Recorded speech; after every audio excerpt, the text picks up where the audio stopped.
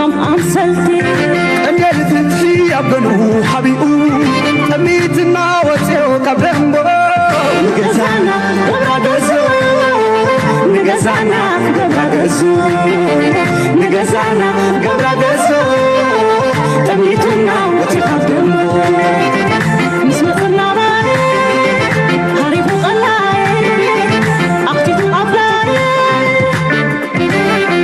عين مسددة عين صلاتنا قدنا يونمبر ما استزانينا تحتح مسوفرة درتنا كدفة جولنا بحبار حوخنا كدفة ولا باشو بيزي فتت العدة تفاني والنخو حنت خيس لبي كم تحلو سنتنا يابا كان الفتحي أبو حبيبي أميتنا وتخدمنا نجزانا قبرزو عيني حسان عيني تتابعي عيننا نقيرو كتلمت مزاي عيني تلمات كيرو قدما كنت مسمت عنا سعيرنا صلى دلونات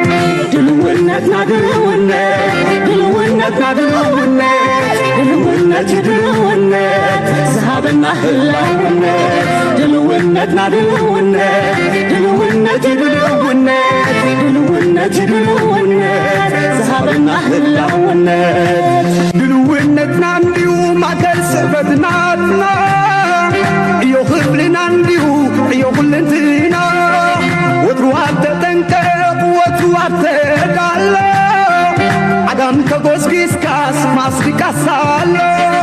وترو دلوات حدا مسرح كوينا سكرنا يو أمبار كمرات سكرمتنا سلام تخطاتلتنا إذا channel كما يتخونون سنة كتكونون أي وترو تمنيتنان بحقنانيو لو مون كم وترو أقداسن وانا وانت حستوتات حزنا لكم قريبنا لنا سب موداتنا إذا مدام سانا خطصنحو بخبرنا عدمكم كم وترو لايك لنا قبركم وتو ريتاغو من حسابكم من دماء بحناس من قد قدفو بتم كل جزيا كم تقبرو thank you very much كنب لكم ندلي هلو مارستي سفع زخونة حستي كلوانا أبازيو أقداس مدرخ أبزلنا لو دماء نقولو أستوعيلنا كنريو كنقدادينا كما يخير على كونتاتنا عالمنا بفلاي أب كبابينا أب كرنافريكا بعبين دي زلقنا كبابينا زكاة زلو زيادة ناوزة كورينا هنقبر مجمريا بس غنجمرينا بليز لايك مقبارة يترسعوا دقيقنا خنا زخاخر نفتو Iran are getting darker. American media is flush with reports of an impending war that could start as soon as this weekend. US President Donald Trump is pursuing a dual track with Iran. On the one hand, he's negotiating a nuclear deal, but on the other, he's assembling what he calls an armada. The question كم زتري وزلهم أبزاك أمنيات زيا إيران كترام كم تخلي زنقر زلو بتي وتحضرها مقصاصاتنا أمريكا من البات أبزاك أربا وي بقد دا أسقديدو من إيران أب حدا زيت دوليو ديل كأتو واقف التنيوم ناتي قمقامقن كم زنزي كنا تنعزب زلنا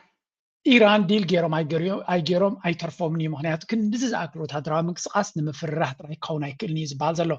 سلازي ناب إيران زغنا أكوينات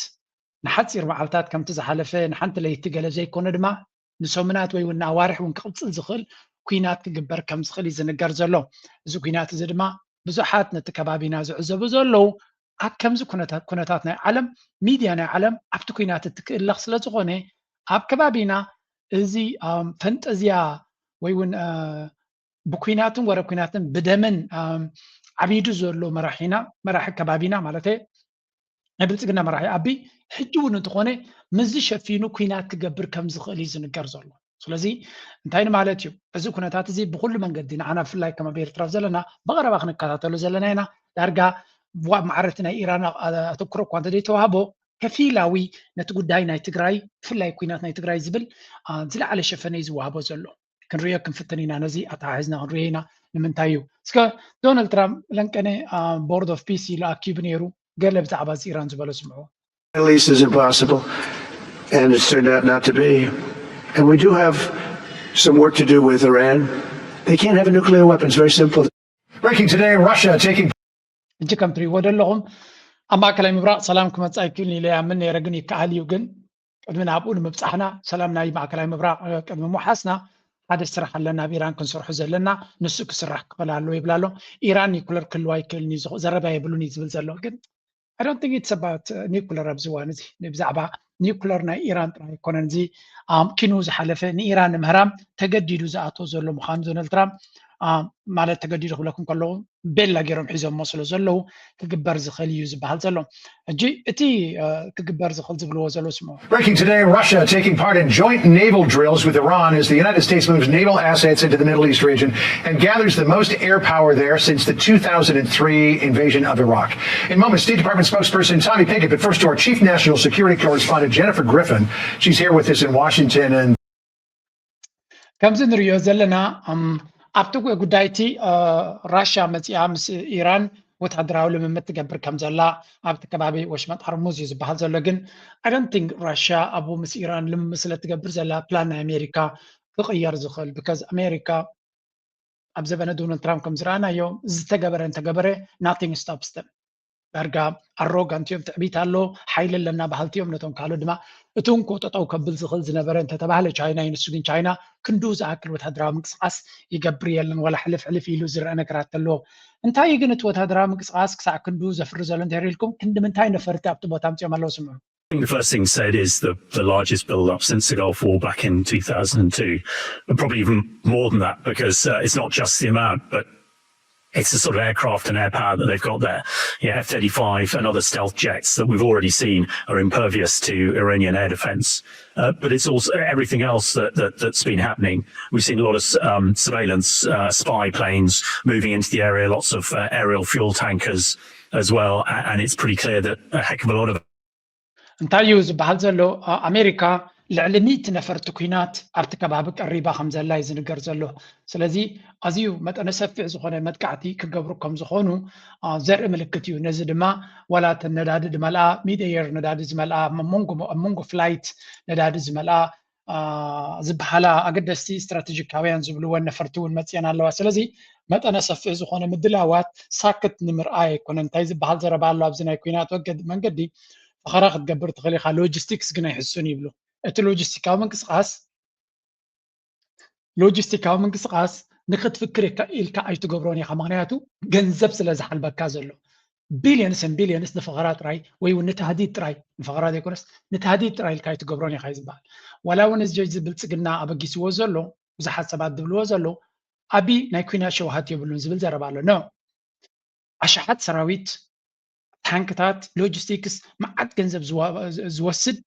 ንዑ ኣበጊሱ ንኣማኢት ኪሎሜትራት አንቀሳቂሱ ኣብ ድፍዓት ከፍ ከብሎ ተጀሚሩ እዚ ንመህደዲ ጥራይ ክኸውን ኣይክእልን ዝብሉ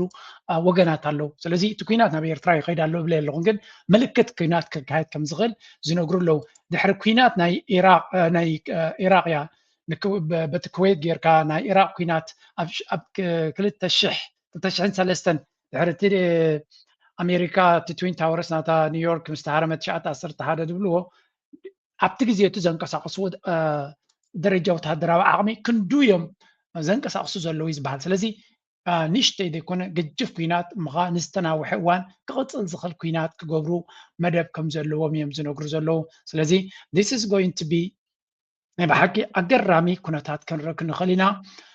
ከቢድ ኩናት እዮም ዝፅበዮም ዘሎ ብቐሊሉ ክሓልፍዎ ዝኽእሉ ኩናት ከም ዘይኮነ ድማ ነብሶም ነጊርዎም ኣሎ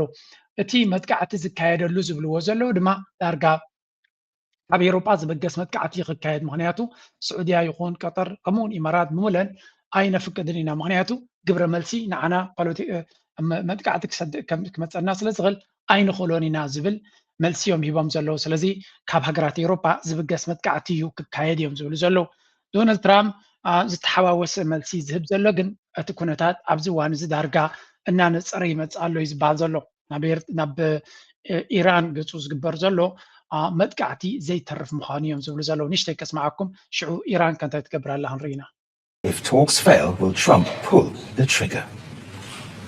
Let's look at the latest statements. The White House is sounding positive after talks in Geneva, but they warn that a breakthrough is still far away.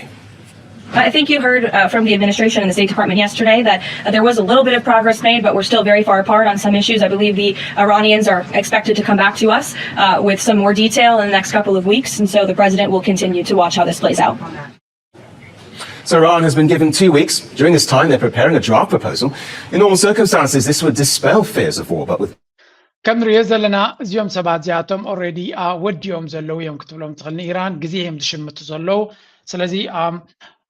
ዝኾነ ዘረባ ኣብ ጀኔቫ ዶ ኣብ ገለ ዝበሃል ዘሎ መሸመቲ ግዜ ምዃኑ እዩ ዝመስል ቅድሚ ሕጂ እውን ከማዮም ገይሮም ነይሮም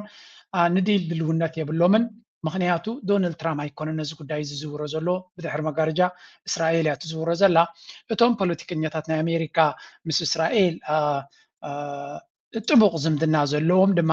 ኣብቲ ከባቢ ክዞሩ ቀኒዮም ሓደ ካባቶም ዝብሎ ዘሎ ስምዑ Since October 7th, many people in this part of the world say what happened in Gaza does not align with Christian values. Killing children, killing mothers, I'll be honest killing with families you. who are not militants. Yeah, I don't buy that at all. Why? Because what did we do in World War II? Did we think 1 minute about starving the Germans? Did we bomb every city to smithereens? So this is a war. No, October 7th to World War II. Yes, I am. This is an absolute existential threat to the Jewish people. What happened on October the 7th was 1,200 people were slaughtered, raped, and murdered and filmed by radical Islamic. እዚ ትሪእዎ ዘለኹም ሓደ ካብቶም ኣፉ ክፍት ከብል ከሎ ኩናት ዝዛረብ ቀዳመይቲ ቃል ካብ ኣፉ ትወፅእ ኩናት ጥራያ ብጀካ ኩናት ካለ ነገር ኣይ ደሰት ዝብለ የለን ብደም ናይ ሰባት ናይ ብሓቂ ደም ክፈስስ ወይ ዕግርግር ከኣቱ ደስታ ዘለዎ ፖለቲከኛ እዩ ሊንሲ ግርሃም ይበሃል ናይ ኣሜሪካ እዩ ኣብ እስራኤል ከይሽቆኒዩ ካብኡ ድማ ናብ ኢማራትን ናብ ስዑድያን ከይዱ ነይሩ እንታይ ዝብል ዘሎ ካልኣይ ኩናት ዓለም ክካየድ ከሎ ኣሜሪካ ንጀርመናውያን ንገብሮ ዝነበርና ንጥምዮም ዝነበርና ካልእ ኩሉ ፈሊጥና ኣይኮንና ንገብሮ ማለት ንገብሮ ዝነበርና እንታይ ኢና ንገብር ነርና እስራኤል ኣብ ቀዛ ጌራቶ ዘላ ሓደ ክርስቲያናዊ እየ ዝብል ወይ እውን ተኸታሊ ናይ ኣምላኽ ናይ ክርስቶስ እየ ዝብል ከምኡ ክገብር ኣይክልኒ ንቆልዓን ሰበይትን ዝግበር ዘሎ ኢላ ሓቲታቶ ኖ እስራኤል ኣብ ቀዛ ትገብሮ ዝነበረት ከምቲ ካልኣይ ኩናት ዓለም ዝነበረ ኩናት ጌርካ ወዳድር እዩ የብላ ኣሎ ሓደ ናይ ቀዛ ወይ እውን ሓደ ናይ ሓማስ እጡቕ ጉጅለ ብዝገበሮ መጥቃዕቲ 1200 እስራኤላውያን ተቐቲሎም እዚ መቕተልቲ እዚ ዋላ እኳ እቶም ናይ ሓማስ እጡቓት ጉጅለ ሓያል ስጉምቲ ገይሮም ተተባሃለ ናይ እስራኤል ናይ ነተንያሁ ኢድ ወይ እውን ስቕታ ከም ዝነበሮ ምክንያቱ ክንዱ ዝኣከል ክሳብ ዝፍፅሙ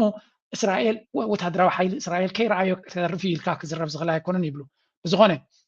ካብቲ ናይ እስራኤል ካብቲ ናይ ካልኣይ ኩናት ዓለም ፈሊኹም ኣይትረኣይዎ እዩ ዝብል ዘሎ ስለዚ ኩናት ስለ ዝነበረ እስራኤል ድሌታ ክትገብር ትኽእል ነይራ ይብላ ኣሎ ንነቲ እስራኤል ዝገበሮቶ ኣብ ጋዛ ንዕኡ ንኽእመነሉ ዝኸዶ ርሕቀት ግራዩ ሕጂ ክግረሙ raped and murdered and filmed by radical Islamists who would kill every Jew if they could to the world. If you don't understand this is a threat to Israel, and then they flattened Gaza. Just flatten it. We flattened Berlin. We flattened Tokyo. Were we wrong to drop an atomic bomb to end the Japanese? ከም ትሪእዎ ዘለኹም ንጀርመን ሓመዳ ንላዕሊ ጌርናዮ ኣብ ካልኣይ ኩናት ዓለም ንጃፓን ከምኡ ጌርናዮ ተጋጊናት ኢና ተጋገናን ስለዚ እስራኤል ንጋዛ ዝገበረቶ ድማ ትኽክል እዩ ነይሩ ምክንያቱ እቲ ዘጋጥሞም ኩነታት ከምኡ ስለ ምስ ካልኣይ ኩናት ዓለም ዝወዳደር ስለ ዝነበረ ብምባል እቲ እስራኤል ዝገበረቶ ኣብ ጋዛ ትኽክል ከም ዝነበረ ጥራይ ዘይኮነስ ቅቡል ከም ዝኾነን ብዛዕባኡ ሕቶታት ክሕተት ከም ዘይብሉን ዝመስል ዳርጋ ናይ መወዳእታ ጭካነ ናይ ኣሜሪካ እዚ ፖለቲካዊ መራሒ እዩ ስለዚ ኣብቲ ፎሬን ሪሌሽንስ ድማ ገዳሲ ሰብ እዩ ስለዚ ከም ንሪኦ ዘለና እዚኦም ሰባት እዚኣቶም እዮም ነቲ ኩናት ምስ ኢራን ዝደልይዎ ዘለዉ ስለዚ እንታይ ክገብሩ ይኽእሉ ድሕሪ 80 ዓመት ናይ ካልኣይ ኩናት ዓለም ዝተገበረ ኣቶሚክ ቦምብ ታሪካዊ ስሕተት ተባሂሉ ዝእመን ኣብ ልዕሊ ጃፓናውያን ዝተወረደ ትኽክል እዩ ነይሩ ኢሉ ዝምግድ ዘሎ እዚ ስለዚ ከም ንሪኦ ዘለና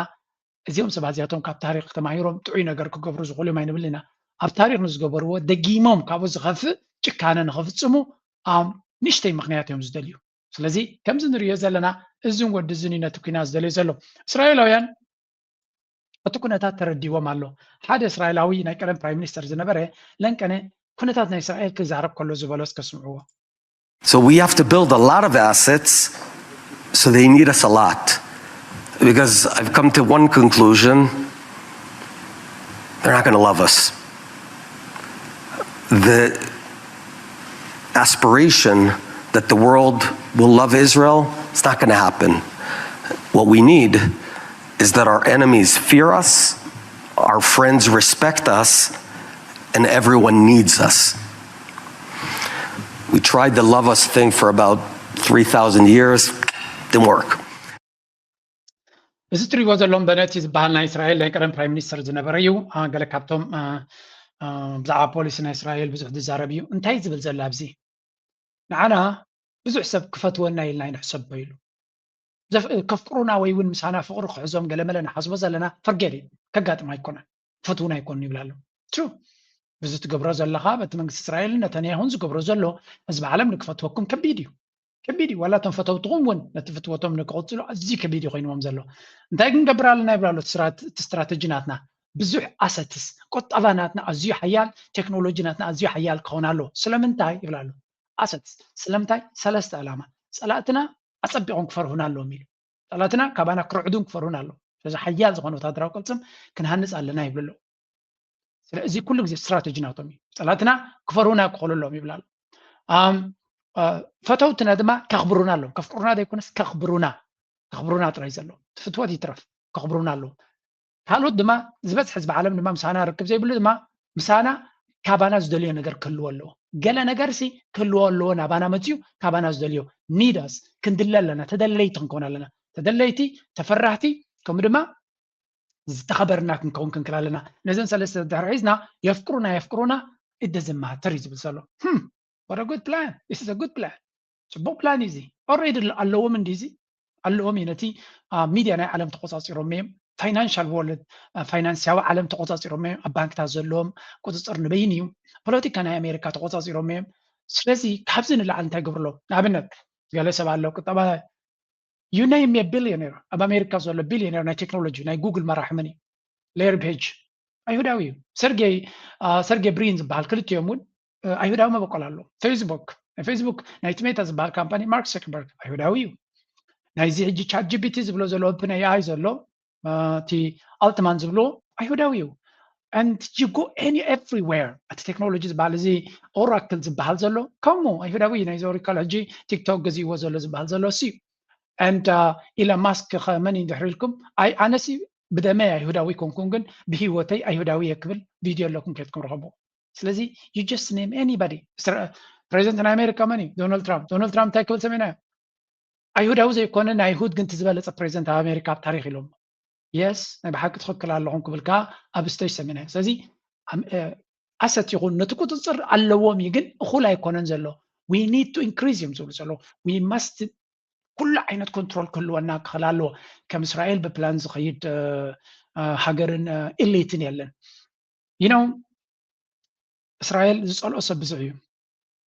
ንእስራኤል ዝፀላ ሃገር ብሎ አሚን መብዛሕትኡ ሃገራት ዓረብን ሃገራት ሰላምን ይፀልዎም እዮም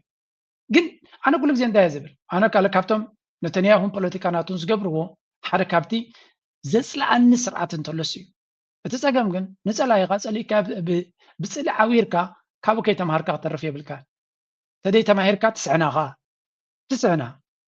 ብፅሊ ጥራይ እንድሕር ከይድካ ካብ ፀላይካ ክትመሃር ኣለካ you need to learn from them እንታይ ትመሃር ኣሰትስ ክተማዕብል ኣለካ ኔትወርክ ናትካ ሓያል ክኸውን ኣሎ ኦርጋናይዜሽን ናትካ ክሕይል ኣሎ ፎር ኤግዛምፕል ብዙሓት ኤርትራውያን ይጠቕስዎ እዮም ከምዚ ናይ እስራኤል ዓይነት ዲያስፖራ ክንከውን ኣለና ይብሉ ናይ እስራኤል ዓይነት ዲያስፖራ ቀሊል ኣይኮነን ክትበፅሖ ብኣፍካ ክትብሎ ትኽእል ኢኻ ብተግባር ግን ኣዝዩ ሶፊስቲኬትድ እዩ እዚ ድማ ምሁራትን ሰብ ቁጠባን ኢድን ጓንትን ኮይኖም ክሰርሑ እንትኽኢሎም ዘጋጥም ጥራይ እዩ ዝበዝሕ ህዝቢ ክደልዮ ይኽእል እዩ ነዚ ክገብሩ ዝኽእሉ ግን ክልተ ዓይነት ሰባት እዮም ምሁራትን ሰብ ካፒታልን ሃብታማትን ምሁራትን ብሓደ ኮፍ ክብሉን ኣብ ሓደ ኔትወርክ ክርከቡን ተጀሚሮም እዞም ክልተ ቫርያብልስ ምክንያቱ እቶም ሃብታማትን እቶም ምሁራትን ብሓደ እንተምፂኻዮም ነቲ ካልእ ህዝቢ ክስሕቦ ይኽእሉ እዮም ገሊኦም ነቶም ምሁራት ኣኽቢሮም ገሊኦም ድማ ምስቶም ሃብታማት ኮኔክሽን ስለ ዘለዎም ናብኡ ክመፁ ይኽእሉ እዮም ተራ ሰብ ግን ነዚ ክገብሮ ዝኽእል ኣይኮነን መንግስቲ ድማ ኣብዚ ዓብ ተራ ይፃወት መንግስቲ ዝለዓለ ተራ ይፃወት ስለምንታይ ኣብ ደገ ጥራይ ኮይኑ ዝግበር ቀሊል ኣይኮነን ምስቲ ፖለቲካዊ ናዕብተ ሕንፍሽፍሽ ዘሎ ማለት እዩ ስለዚ ኣብ ሓደ ሰንትራል መንግስቲ ሃልዩ ኣይሁድ እኮ ብዘይሱ ጀሚሮም ክትብሉ እንትኽእሉ እዮም ግን ዳስ ዲፍረንት ስቶሪ ካብ ኤርትራውያን ክትሪኦ ከለካ እዚ ናይ እስራኤል ዓይነት ክንደምንታይ ትፀልዎ ኣብዚ እውን ጅምዓት ኔጋቲቭ ክመፀኒ ብዘይገድስ እዚ ናይ እስራኤል ሞዴል ክንክተሎ እዩ ዘለና ኤርትራ ምክንያቱ ካብ እስራኤል ንላዕሊ ፀላእቲ እዩ ዘለና ኣለና እስራኤል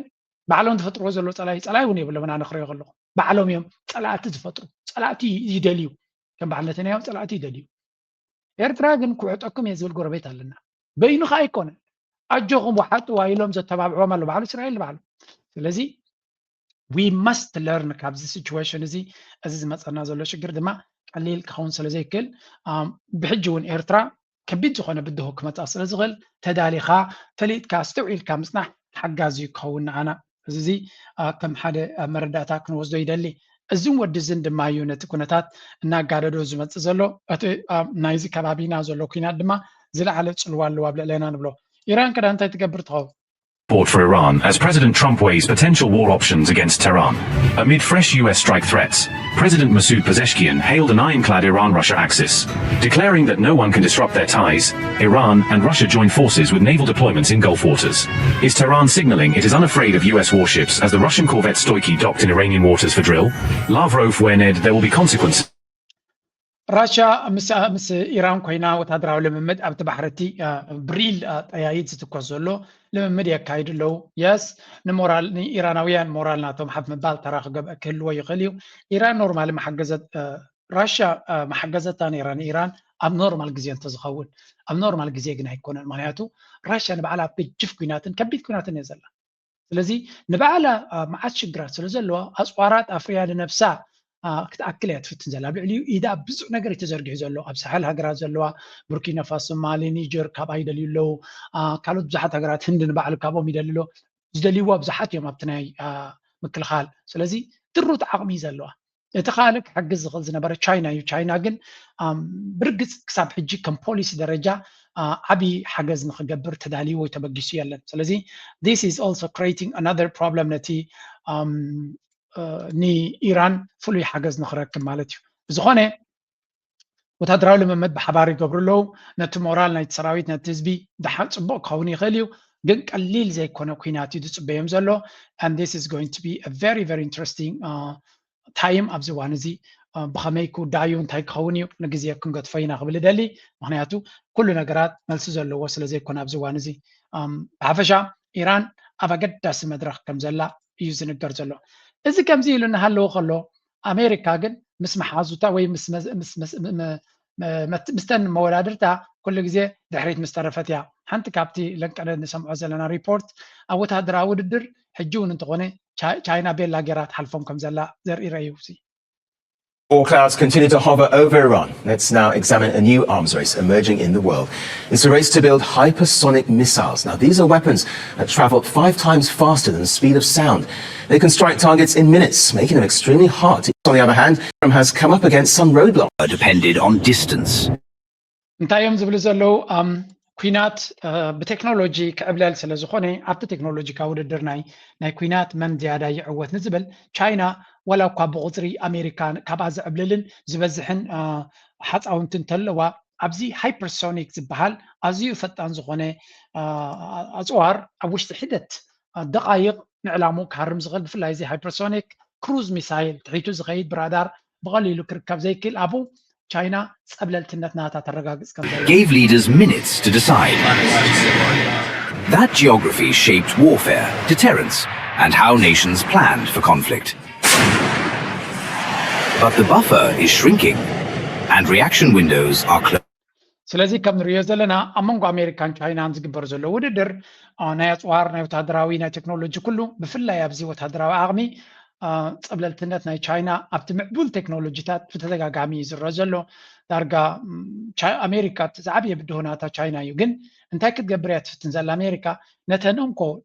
ንቻይና ፀቅዕናታ ክኾና ዝኽእል ሃገራት በብሓደ ከፍርሰን ኣለኒ ንራሻ ዳኺመ ኣለኹ ኣብ መወዳእታ ድማ ናብ ኤሮጳ ክፍንዋየ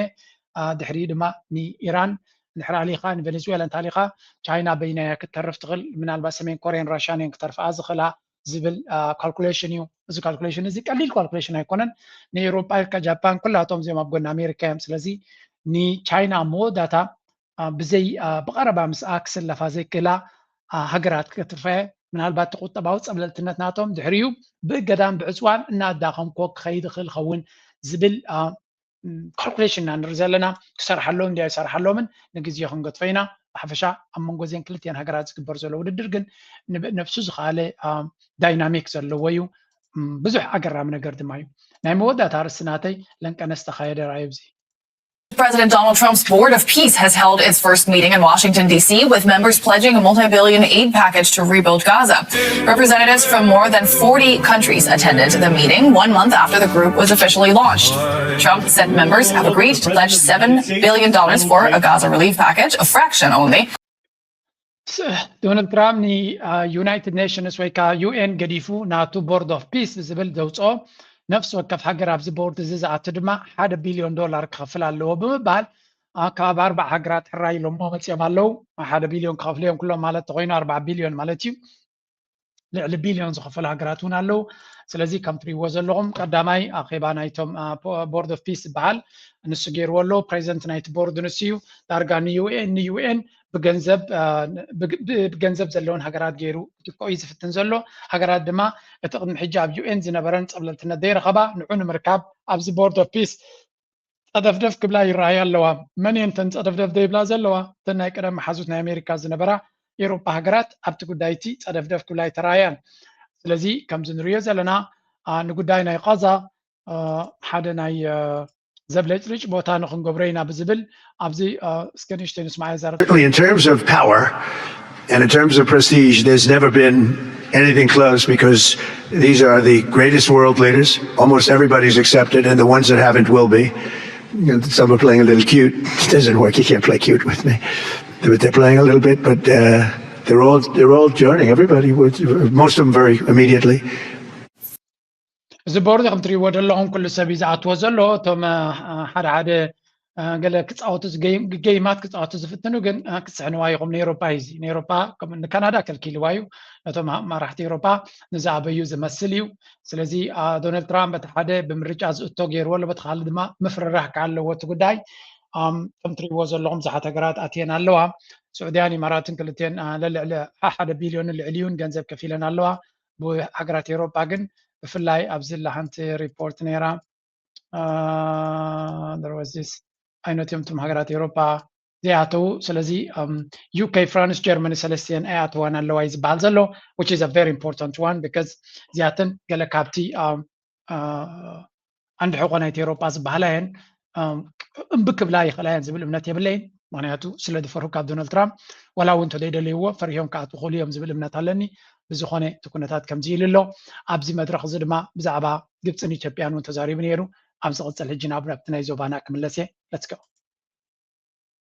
The risk of a war in the Horn of Africa appears to be growing as Ethiopian troops mobilize on the Eritrean border.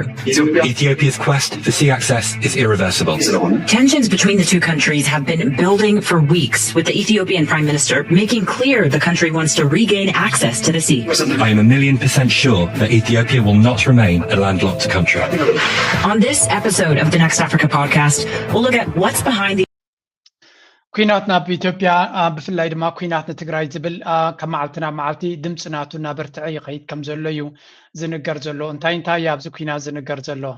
ሓያል ምንቅስቓስ ሰራዊት ፌደራልን ሓይልታት ክልላትን ይረአ ብምህላው ዳግማይ ኩናት ከይለዓል ስጋት ከም ዘሎ ሓደ ዲፕሎማት ዘለዎ ዓብዪ ስጋት ገሊጹ ኣሎ ኣብ ዝሓለፈ ጥሪ ኣብ መንጎ ሓይልታት ትግራይን ሓይልታት ፌደራልን ምልዋጥ ተኽሲ ከም ዝነበረ ዝከር ሰመዝ ትግራይ እቶም ሰንኪ እቲ ካብ 2020 ክሳብ 2022 ዝተኻየደ ኩናት ካብ ምዕራብ ትግራይ ዝተፈናቐሎም ኣይተሽ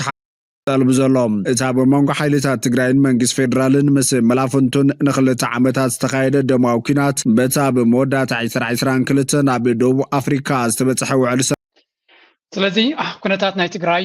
ኣብዚ ብዝሰፍሑ እውን ኮንቨርሴሽን ገይሮም ነይሮም እስከ ንስማዕዮ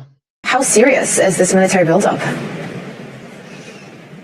Well, quite serious. The last war in the region only ended 3 years ago with a peace deal. And since then, large sections of that agreement just haven't simply been implemented. And so we're in a situation now where the regional government in the Tigray region is upset at the implementation of that deal. And meanwhile, the Ethiopian government has also seen large numbers of troops move towards that border in recent days and weeks. That includes heavy artillery. So ከም ንሪኦ ዘለና እዚ ኩናት እዚ ክንድምንታይ ሪስክ ኣለዎ ወይ ክንድምንታይ ተኽእሎታት ኣለዎ ንኽፍፀም ንዝብል ብልፅግና ገጅፍ ዝኾነ ወታደራዊ ቅልፅምናቱ ንሰሜን ይሰድድ ከም ዘለዎን ስለዚ እቲ ኩናት ሪል እዩ ንዑ ንምግባርሲ ተኽእሎታት ናይቲ ኩናት ወይ እውን እቲ ኩናት ኣይፍፀምን ኢልካ ትግምተሉ መድረክ ከምዘየለ እዩ ዝነግር እዛ ብሉምበርግ ግን ብኩሉ መንገዲ ንሪኦ ዘለና ሓበሬታ ኣብ ሓደ ነገር ይደብፅሓና ንሱ ድማ ኩናት ናብ ትግራይ ዘይተርፍ እናኾነ ይመፅእ ከም ዘሎ እዩ ዝንገር ዘሎ ስለዚ እዚ ኩናት እዚ ብልፅግና ብብዙሕ መንገዲ ፕላን ገይሩ ዝብገሰሉ ዘሎ ኩናት ምዃኑ እዩ ዝንገር ዘሎ ስለዚ እዚ ኩናት እዚ ንጠጠው ንኽብል እንድሕር ኮይኑ ብዙሕ ስራሕ ከድልዮ ከም ዝኽእል እዮም ዝነግሩ ዘለው ብዙሕ ተበግሶታት ክግበረሉ ከም ዘለዎ እዮም ዝነግሩ ዘለው ሓደ ካብቲ ኣብቲ ኩናት ዝንገር ዘሎ እቲ ስትራቴጂ ናይቲ ብልፅግና ዝብልዎ ዘለው ዝተፈላለየ ታክቲክስ ከም ዘለዎ እንዲ ዝንገር ዘሎ ሓደ ካብቲ ንሪኦ ዘለና ወላ ብስእልታት ዝነግሩና ዘለው ጠቕላላ ንትግራይ ሓኒቕካ ኣብ ሓፂር ግዜ ንምውዳኣ ዝግበር ዘሎ ፈተነታት ከም ዘሎ እዩ ዝንገር ሕጂ እቲ ገይም ዝብልዎ ዘለው እንታይ እዩ the summary of the tactical analysis regarding the fate of the TPLF TDF holdouts ስለዚ እቲ ታክቲክ ዝበሃል ሓደ ካብ ዝብልዎ ዘለው ናይ ብልፅግና ካድረታት if the ENDF ናይ ኢትዮጵያ ሰራዊት intervene to break the Tsumda Takandi, Tsumda Alliance, and secure the Eritrean border, the militant TPLF Old Guard will face a devastating, highly localized siege. Unlike the sweeping 2022 war, the battlefield radius is now drastically smaller because the TPLF is fractured with the pragmatist wing cooperating with the federal government.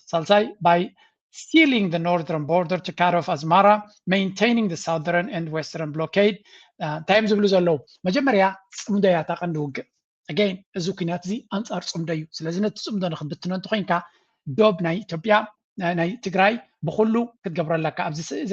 Zasili, Abzutri Watsanakum. I'm gonna hunt Selenera, Nati, what had build up, Tari, Tarkibaya, Kabakum Kaftinegen, Krabaika Alkuna Lov Kalexam Salkumi. Hafasha. ولا ونابزيا سئل تملسنا ترينا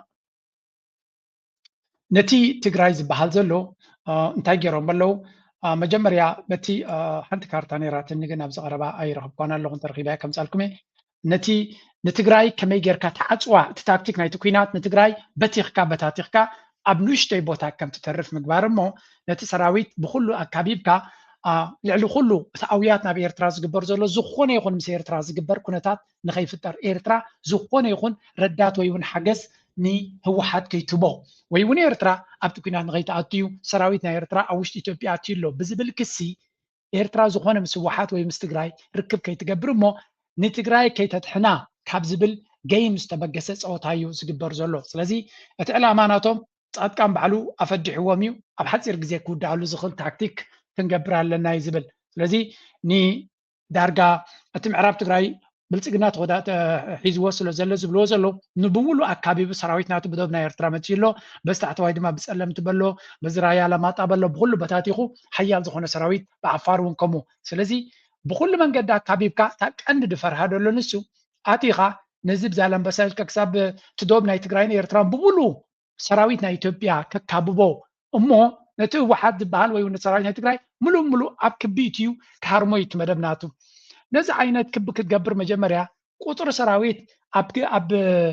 ኣብ ዕንኪላሎ ስለ ዘእተኻ ጥራይ የድሕነካ ማለት ኣይኮነን እንታይ ደኣ ነዚ ትገብሮ ዘለኻ ከተግብር ዝኽእል ሓይሊ ክህልወካ ክፈል ኣለዎ ነቲ ክትከቦ ትፍትን ዘለኻ ነቲ ዕፅዋን ክትገብሮ ትፍትን ዘለኻ ኣትኪሉ ነቲ ቦታ ትኽቋፀር ዝኽእል እሞ ንኤርትራ ዝኾነ ይኹን ምንቅስቃስ እንድሕር ጌራ ጠጠው ከብላ ዝኽእል ሓይሊ ወዲብካ እንተለኻ ጥራይ ክሰርሕ ዝኽእል ስለዚ ንግዚኡ ከምዚ ንሪኦ ዘለና ሰራዊት ቀሪብካ ወታደራት ቀሪብካ ነቲ ኩነታት ኣፅየ ኣለኹ ኢልካ ክትዛረብ ትኽእል ኢኻ ግን ሰራዊት ናይ ትግራይ ድማ ብሓደ ወገን ምብታኽ ጥራይ ብሓደ ወገን ምብሳዕ ጥራይ ከድልዮ ስለዚ ትኻሊ ገዲፉ ብወገን ኤርትራ ንዘሎ ከርዲኑ ካብ ዕጥቅን ስንቅን ንክወስድ ቀሊል ይክኸውን ስለምንታይ ክቢ ክገብር ተኮይኑ ሰራዊት ናይ ኢትዮጵያ ብዙሕ ሎጂስቲክስ ከንቀሳቀስ ወይ ድማ 70-80 ሚታዊ ሰራዊት ናይ ኢትዮጵያ ንሰሜን ከይድ ኣሎ ዝበሃል ዘሎ እዛ ነገር እዚኣ ግን ቀልጢፋ ጀሚራ ቀልጢፋ እንተደይተወዲያ እንታይ ክትከውን ምዃና ጀዋር ነጊሩ ነይሩ እዩ ከይተበገሰት ድማ ፍረናታ ንሪኦ ኣለና ሸነ ሰራዊት ናይ ኦላ ትኺሉ ከተማታት ክቋፀር ከም ዝጀመረ ትሪእዎ ኣለኹም ኣብዚ ምክንያቱ ሃጓፍ ክንዲ ገለ ተኸፊትሉ ስለ ዘሎ ኣቲኻ ዘድልየካ ተቆፃፀር እዩ ኮይኑ ዘሎ ኣብዚኣ ጀዋር እንታይ ኢሉ ፅሒፉ ነይሩ the impact of the security vacuum created by the departure of the Ethiopian National Defense Forces, the ENDF, continue to reverberate across Oromia. 2 days ago, the Oromo Liberation Army, OLA, reportedly killed nearly 100 Oromo militia members in an attack on their training camp in Mulo, located about 55 kilometers from Addis Ababa. This is crazy, man. تقرم يكوي. እንዳይዝ ብለና ዘሎ እዚ ንሪኦ ዘለና ኩነታት ነቲ ተፈጢሩ ዘሎ ጋብ ወለ ናይ ብሓቂ ዕላማ እንተለዎ ኮይኑ ኣብ 55 ኪሎ ሜትር ካብ ኣዲስ ኣበባ ርሒቑ ኣብ ዘሎ መደበር ናይ ታዕሊም ናይ ምልሻ ናይ ኦሮሞ ኣብኡ ብምኻድ 100 ምልሻ ናይ ኦሮሞ ከም ዝቐተለን ነቲ ቦታ ክቋፀር ከም ዝኻኣለን እዩ the rebels briefly took control of the town with little resistance before eventually withdrawing, allegedly seizing weapons from police station and the militia offices. ስለዚ ኣብቲ ከተማ ኣትዮም ነይሮም ንሓፂር ግዜ ተቆፃፂሮም ነይሮም 55 ኪሎ ሜትር ካብ ኣዲስ ኣበባ ኢና ንዛረብ ዘለና this is going to be interesting ሓደ ፍሉይ ሾው ክንርኢና ሓደ መዓልቲ ስለዚ መፂኦም ነቲ ከተማ ተቆፃፂሮሞ ዕላማ ናቶም ግን እንታይ ነይሩ ነቶም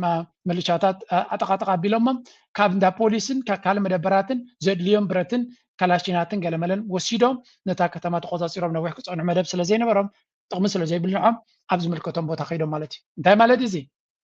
this is a very good signal እንታይ ክገብሩ ከም ዝኽእሉን እንታይ ዓይነት ዕድል ተፈጢሩሎም ኣሎ ነቲ ተፈጢሩሎም ዘሎ ዕድል ብኸመይ ክምዝምዝዎም ክጥቀምሉ ምዃኖም እዩ ዝንገር ዘሎ ስለዚ ብልፅግና ምናልባት ንሰሜን ከይዱ ዝገብሮ ዘሎ ኣብ ሒደት መዓልታት ወይ እውን ኣብ ሓፂር ግዜ ውሳነ ወሲዱ ስጉምቲ ከምፅእ መጀመርያ ኣብ ሓፂር መዓልቲ ክውዳእ ዝኽእል ኩናት ከምዘየለ everybody knows ተጋሩ ቀለልቲ ሰባት ኣይኮኑ ስለዚ ነዚ ኩነታት እዚ ብቐሊሉ ክውድኡ ወይም ክንብል ኣይንኽእል ኢና ምናልባት ንተጋሩ እቲ ዝዓበየ ኣብ መንጎም ተፈጢሩ ዘሎ ሓጋፍ እቲ ዝዓበየ ሽግር ኮይኑዎም ዘሎ ንሱ እዩ እዚ ኣብ መንጎም ዘሎ ፀገም ጥራይ እቲ ዝዓበየ ሓፁር እቲ ዝዓበየ ብድሆ ኮይኑ ዘሎ እምበር እንተ ትኻልእ ክስገር ዝኽእል ኮይኑ ይስማዓኒ እንተ ብወገን ኤርትራ ዘሎ ዶብ ኤርትራ ሱቕ ኢላ ክትርያ ክብል ኣይክእልን እያ ምክንያቱ እቲ ገይም ንርዳእና ኣሎ እንታይ ምዃኑ ኣይኮነን ንሻዕብያ ናይ ኩናት ሊቃውንቲ ዝኾኑ ንዓና እውን ርዱ እዩ ንትግራይ እንድሕሪ ኤርትራ ሲ ስለምንታይ ፅምዶ ጌራ ይኻትብ it's a very simple concept why ኤርትራ ፅምዶ ጌራ ነይራ ንዝብል ሕቶ ምክንያቱ ብልፅግና እንታይ ክገብር ከም ዝኽእል ስለትፈልጥ ዝነበረት እያ ፅምዶ ጌራ ስለዚ ፅምዶ ማለት ንትግራይ መደበር ናይ ኩናቱ ክገብራ ነቲ ትግራይ መጀመርያ ኣፍትዩ ድሓር ግን ምስ ኣበየ ብሓይሊ ሕጂ ድማ ብሓይሊ ኣጥፍዩ ነቲ ዝጠፍጥ ኣጥፍዩ ነቲ ቦታ ተቆፃፂሩ ናብ ኤርትራ ክገብሮ ዝደሊ ኩናት ዝበለፀ ቦታ ስለ ዝኾነ ንዑ እዩ ስለዚ ኤርትራ ፅምዶ ትገብር ዘላ ብዕላሙ እቲ ኩናት ኣብ ትግራይ ክካየድ ዘይኮነስ ትግራይ ብልፅግና ክኣትዎ ከም ዘይብሉ መደብ ስለ ዘለዎም ስለዚ ንሰራዊት ናይ ትግራይ ከቢቡ ኣብ ዶብ ናይ ኤርትራ ኮይኑ ንክሓርሞም ሱቕ ኢሎም ክርእዮም ክንብል ኣይንኽእልን ኢና ሓደ ኤርትራዊ ሓውሲ ቅሬታ ናቱ ፅሒፉ ነይሩ ምናልባት መንግስቲ ኤርትራ ፅቡቅ ገይሩ ዝፈልጦ እዩ እዚ ግን ምዝራብ ከዓ ኣድላይ ኮይኑ ይስማዓኒ እንታይ ኢሉ ፅሒፉ ነይሩ ነዚ ገጅፍ ዝኾነ ወታደራዊ ኣፅዋር ናይ ብልፅግና ናብ ኤርትራ ይፅጋዕ ምህላው ናብ ዶብ ኢትዮጵያ ናብ ትግራይ እዮም ዝብልዎ ዘለዎ ግን ሞር ናብ ኤርትራ ገፁ ይፅጋዕ ዘሎ እቲ ስትራቴጂ እንታይ ምዃኑ ተረዲእና ኣሎ ዶ ኢሉ ፅሒፉ ነይሩ መስለኒ እንታይ ኢሉ ፅሒፉ ነይሩ ታንክታትን ሚሳይላትን ብብዝሑ ሰሜን ይወስድ ስለ ዘሎ ጆርጅ ዝበሃል እዩ ናይ ኣቢ ፕላን ሓድሽ ኣይኮነን ናይ ህወሓት ናይ ኢህደግ ኣብ ዘመነ መለስ ዝነበረ ፕላን ንዓይ ክገብር ክፍትን እንታይ ስኻ the plan is not only to occupy ንትግራይ ምቁፅፃር ጥራይ ኣይኮነን but to go back to the Meles era strategy of blockading and threatening Eritrea under the no war, no peace situation, a period that constrained Eritrea's market economy for 30 years while Ethiopia progressed, albeit benefiting only a few. ስለዚ እንታይ ዝብል ዘሎ እዚ ታክቲክ ናቱ ብልፅግና ንትግራይ እንተተቆፃፂሩ እንተሰሊጥዎ ማለት እዩ ክሰልጦ ማለት ኣይኮንኩን ግን if ምናልባት ነቲ ኩነታት ዓፅዩ ማሕበረሰብ ዓለም ድማ ጫውጫው ክብለሉና ደለ ነቲ ዶብ ዓፅዩ ነቲ ናይ ህወሓት ነቲ ናይ ትግራይ ቃልሲ እንድሕር ቀቲልዎ ናብ ኤርትራ ገፁ ውግእ ከይእውጅ ይኽእል ኢሉ ውግእ ከይገብር ይኽእል እዩ እንታይ ዳ ክገብር ይኽእል ኢሉ ኩሉ ሰራዊት ናቱ ብሙሉእ ሰራዊት ናቱ ኣብ ሰሜን ኣብቲ ዶባት ናይ ኤርትራ ክግትሮ እዩ ሽዑ ኣይ ኩናት ኣይ ሰላም ክሳብ 2018 ዝነበረ መለስን ኣዳኸርቱ ናቱን ዝገብርዎ ዝነበሩ ኣብ ዶብ ናይ ኤርትራ ኮፍ የብልዎ ሰራዊት እንታይ ማለት እዩ ሰራዊት ናይ ኤርትራ ኣብ ዶብ ኮፍ ክብል ንክግደድ እዩ ንኢትዮጵያ ደዋፅእ ጌም እዚ ምክንያቱ ንዓና ኣብ ዶብ ሰራዊት ናቶም ኣብ ዶብ ገይሮም ከለኩ ቁጠባይ ዓብዪ ነይሮም እዮም ሰብ እዚ ሕጂ ዓቢ በፅሒ የለኹ 8 9 ትብል ዘሎ ክሳብ ዓቢ ዝበፅሕ 10% ልዕሊ እዮም ዝዓብዪ ነይሮም እዩ ዝበሃል ንሓቅነቱ ንግዜ ንገድፎ ስለዚ እንታይ ማለት እዩ ንኤርትራ ተወሳኺ ዓመታት ዝኾነ ይኹን ለውጢ ክትገብር ከም ዘይትኽእል ገይሩ ዓፅዩ ንሱ ከም ድሌቱ ክቕፅል ቁጠባናቱ ክገብር እዩ ስለዚ እቲ ዕላማ ሎንግ ገይም ኣብ ኤርትራ ንኣቢ ኩነን ዝህንድሶ ዘሎ እዚ ኩናት እዚ ሃንደስቲ ናቱ ካልኦት እዮም እቶም ሃንደስቲ ናቱ ድማ ገንዘብ ኣለዎ ዓቕሚ ኣለዎም ኤርትራ ንኤርትራ ኣብ ዓውደ ኩናት ኣብ መስርሕ ናይ ኩናት ደው ኣቢሎማ 20 ዓመት ተቐፂላ ክኸስሩ ይክእሉን እዮም ፎር ኤግዛምፕል ኢማራት ኣብዚ ኩናት እዚ 1 ቢልዮን ተውፅያ ኣሜን ሶቨሬን ፋንድ ዝበሃል ናቶም ከባቢ 2 ትሪልዮን ገንዘብ ኣለዎ 2 ትሪልዮን ስለዚ 1 ቢልዮን ንዖም ልክዕ ከምዚ 100,000 ሓሊካ 1,000 ከተውፅእ ከለካ ከምኡ ጌርኩም ሰዶ it's as simple as that 1 ቢልዮን ነቲ ወታደራዊ ባጀት ናይ ኢትዮጵያ ብዙሕ ስራሕ ክሰርሓሉ ዝኽእል እዩ ምስቲ ብዙሕ ሰብ ዘለዎ ምስቲ ሽቕለት ኣልቦነትን ገለን ዘለዎ እቲ ኢማራት ግን ክንድውስዩ ነቲ ኩነታት ከናውሖ ክእል ንኤርትራ ግን ኣብ ሎንግ ተርም ክትወድቕ ከም ትኽእል ንምግባር ማለት እዩ መንፈስ ናይ ኤርትራውያን መኸተ ናይ ኤርትራውያን ንክዳኸም ብቁጠባ ድማ ፈፂምና ቁጠባ ክንሓስብ ከምዘይ ንኽእል ክገብሩና ማለት እዩ ስለዚ ኤርትራ ሱቕ ኢላ ክትርእዮ ነዚ ብፍጹም ሱቕ ክትብል የብላን ኢሉ ይፅሒፍ ሓቂ ፅቡቕ እዩ ድማ ንዝምልከቶም ሰባት እውን ሃይላይት ገይርሎ ultimately his aim is to eliminate the Tsumdo, which has been his biggest fear. The question is, what will Eritrea do? It cannot afford to go through the past 30 years again. Abiy shouldn't be allowed to do this at any cost. ስለዚህ ንኣቢይ ከምዚ ዓይነት ደረጃ ገይሩ ንኤርትራ ኣብ ዕፅዋን ክባን ክእትዋ ብፍጹም ክፍቀደሉ የብሉን ዝብል ሓሳብ እዩ ኣቐሚጡ ዘሎ መቸም ኤርትራ ነዚ ከምዚ ዓይነት ዕንደራ ነዚ ከምዚ ዓይነት ካልኩሌሽን ስቕ ኢላ ክትርእዮ እያ ኢልና ክንፅበይ ንኽእል ኢና suicidal mission እዚ ኤርትራ ነዚ ጉዳይ እዚ ብዝከኣላ መንገዲ መዕለቢ ክደልየሉ ምዃና ወይ እውን መፈፀምታ ክደልየሉ ተስፋ ንገብር ሓንቲ ነገር ጥራይ ዝብላነ ኣብዚ ሕጂ ዘለናዮ መድረኽ ኣብይ ኣሕመድ ኣብቲ ዝደኸመ ደረጃ እዩ ዘሎ ኣብቲ ዝደኸመ ደረጃ ስለዚ ንሕና ካብ ደገ ኢና ንዛረብ ዘለና ወይ እውን ናይ ደገ ተዓዘብቲ ኢና ንዛረብ ዘለና ኣብይ ኣሕመድ ነዚ ሕጂ ዘለዎ ድኻብነት ነዚ ሕጂ ዘለዎ vulnerability ወይ እውን ቅልዕነት ናይ ምውዳቕ ተኽእሎ ኣብቲ ውሽጢ እቲ ሃገር ዘይተኣደነ ቃልሲ ኣንጻሩ ኣብ ዘለወሉ ደረጃ ነዚ ጉዳይ እዚ ክሰግሮ እንድሕር ተፈቒድሉ ወይ እውን ዕድል እንተተዋሂብዎ ኤርትራ ቀሊል ዘይኮነ ብድሆ ከጋጥሞ እዩ ነዚ ኣብ ኣምሓራ ዘሎ ናይ ፋኖ ቃልሲ which is ናይ ብሓቂ ንኣቢይ ድከቱ ኣፅጊብዎ ዘሎ ኩነታት እሱ ንዑ ሰጊሩ ንክኸይድ ዕድል ክንቦ እንድሕር ኮይና then I think ተዛዓብየ ጌጋ ይፍጸማሎ ክብል ክእል ያነ ብናተይ ደረጃ ምክንያቱ ንሱ ድሌታቱ እዚ ስለ ዝኾነ ባህር አክሰስ አያስፈልጋትም ብሎ የሚያምን አይገባትም ብሎ የሚያምን ሰው አንድ ተፈጥሯዊ ህግ የሳተ ይመስለኛል ሰው ይወለዳል ሰው ያድጋል ሰው ያረጃል ሰው ይሞታል ይሄ ተፈጥሮ ነው ቀይ ባህርና ኢትዮጵያም እንደዚሁ ናቸው በሆነ ጊዜ ማርጀት በሆነ ጊዜ መድከም ምጽዋ ጫፍ እስከ ሞቃዲሾ ጫፍ 5000 ኪሎ ሜትር ነው በጣም ጉዳይ ናይ ባሕሪ መርገጽናቱ ከምዚ መራሒ እዚ ንላዕሊ ኣነፂሩ ንዓለም ዝነገረ ሰብ የለን ክብሪ ድማ ኣለና ክብሪ ዘይኮነሲ የቐንየልና ክንብሎ እንደሊ ምክንያቱ ንጹር ዝኾነ ዕላማ ዘለዎ ኣብይ ኣሕመድ ከም ኣብይ ኣሕመድ ንጹር ዕላማ ዘለዎ መራሒ የለን ዕላማ ናቱ ድማ ባሕሪ ወይ ሞት ኢሉ ዘሎ እዩ ሰብ ይውለድ ይዓቢ ይኣርግ ይመውት ኢትዮጵያ ካብ ቀይ ባሕሪ ናይ ምንጻል ክትንጸል ትኽእል እያ ዝብል ኩንነት ናይ ሰባት ወይ እውን ኩንነት ናይ ህይወት ዝሰሓተ ሰብ እዩ ዝብል ዘሎ ስለዚ ኩሉ እቲ ሶማልያ ዶ ጅቡቲ ዝብሎ ኩሉ ገዲፉ ናብ ኤርትራ ተጠመተናቱ ስለዚ እዚ መራሒ እዚ ኣብዚ ዋን እዚ እታ ዝዓብየት ቅልዑነት ናቱ እዛ እሱ ዝመርሓ ዘሎ ሃገር ኣከቢድ ዝኾነ ወጥሪ እያ ዘላ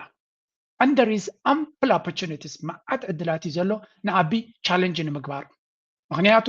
ኣብ ቤንሻንጉል እንተልካ ፀገም ኣሎ ኣብ ጋምቤላ እንተልካ ፀገም ኣሎ ኣብ ኦሮሚያ እንተልካ ዓብ ፀገም ኣሎ ኣብ ትግራይ እንድሕር ኢልካ ወል ኩናት ክጅምር እዩ ኣምሓራ ኦልሞስት ከባቢ 900 ካብ ኢዱ ወፂሉ ኣፋር ዘይርጉነት ኣሎ ናይ ሶማል እቶም ፓርቲታት ኣብኡ ዘሎ ሓቢሮም መሰል ርእሰ ውሳነ ክንጅምር ኢና ኢሎም ኣሎ ስለዚ እዛ ሃገር እዚኣ ሕምስምስ ዝበለት ዳርጋ ቆፂርካ ክትወድኦም ዘይትኽእል ብረት ኣልዒሎም ዝቃለሱ ዘለውን ዝዕወቱ ዘለውን ነቲ ሰራዊት ናቱ ድማ ንጎም ምሸትን ዝማርኽዎ ዘለዉ እዮም ስለዚ ኦፖርቹኒቲስ ደያ ብልፅግና ንምእላይ መደብ እንድሕር ኣሎ ኮይኑ ካብዚ ንላዕሊ ኦፖርቹኒቲ ክፍጠር ኣይክልኒ እዚ ኤርትራ እንታይ ክትወስን እያ እንታይ ስጉምቲ ክትወስድ እያ ብኸመይ ክትከይድ እያ ንግዜኡ ንገድፎ እዩ ምክንያቱ ኣብ ቦታ ናይ መንግስቲ ኤርትራ ኮይና ክንዛረባ ይንኽእል ኢና ግን እቶም ናይ ብልፅግና መራሕቲ ከም በዓል ኣቢ ብትክክል ዕላሞም ይነግሩና ኣለዉ እንታይ ገብርኩም ዝደልዩ ዘለዉ እንታይ እቲ ዕላሞም ናበይ ገፆም ክኸዱ እዮም ብኸመይ ክኸዱ እዮም ይነግሩ ኣለዉ ዓው ኢሎም ይነግሩ ኣለዉ ብምስላ ኣይኮኑን ዝዛረቡ ዘለዉ ብዘይትሰምዖ ቋንቋታት ኣይኮኑን ዝዛረቡ ዘለዉ እንታይ ዳ ንፁር ዝኾነ ዕላሞም ኣብ ኤርትራ ኣብ ደገ ባሕሪ ጥራይ ኩነታት መምችቻዕ ዓብይና ኣሎ እያ ዘላታ ዘረባ ስለዚ ክሳብ ዝመቻቻሎም ክንፅበዮም ኣለና ድዩ ኣይኮናን ኣብዚ እውን ስምዑ ምን ዘሎ ነገር ወድ ኣሰካፊ ኣብይ ኣሕመድ ካብ ስልጣን ከነልብሶ ኢና ዝበሃል ነገር ግን ሓደ ዓመት ትምህርቲ ይህበና ኣሎ ሕጂ ኣርዶጋን ናብኡ መፅኡ ናይ ኢትዮጵያ ኣገዳስነት ኣብቲ ዞባ ስለዝተረድኦ ኣብ ሶማሌላንድ ዘጋጥም ዘሎ ናይ ሶማልያ ናይ እስራኤል ነዚ ኩሉ ዘጋጥም ዘሎ ሪኦም ተጓዮም መፅኦም ብኣምባሳደራቶም ረኺቦም የዛርቦም ኣለዉ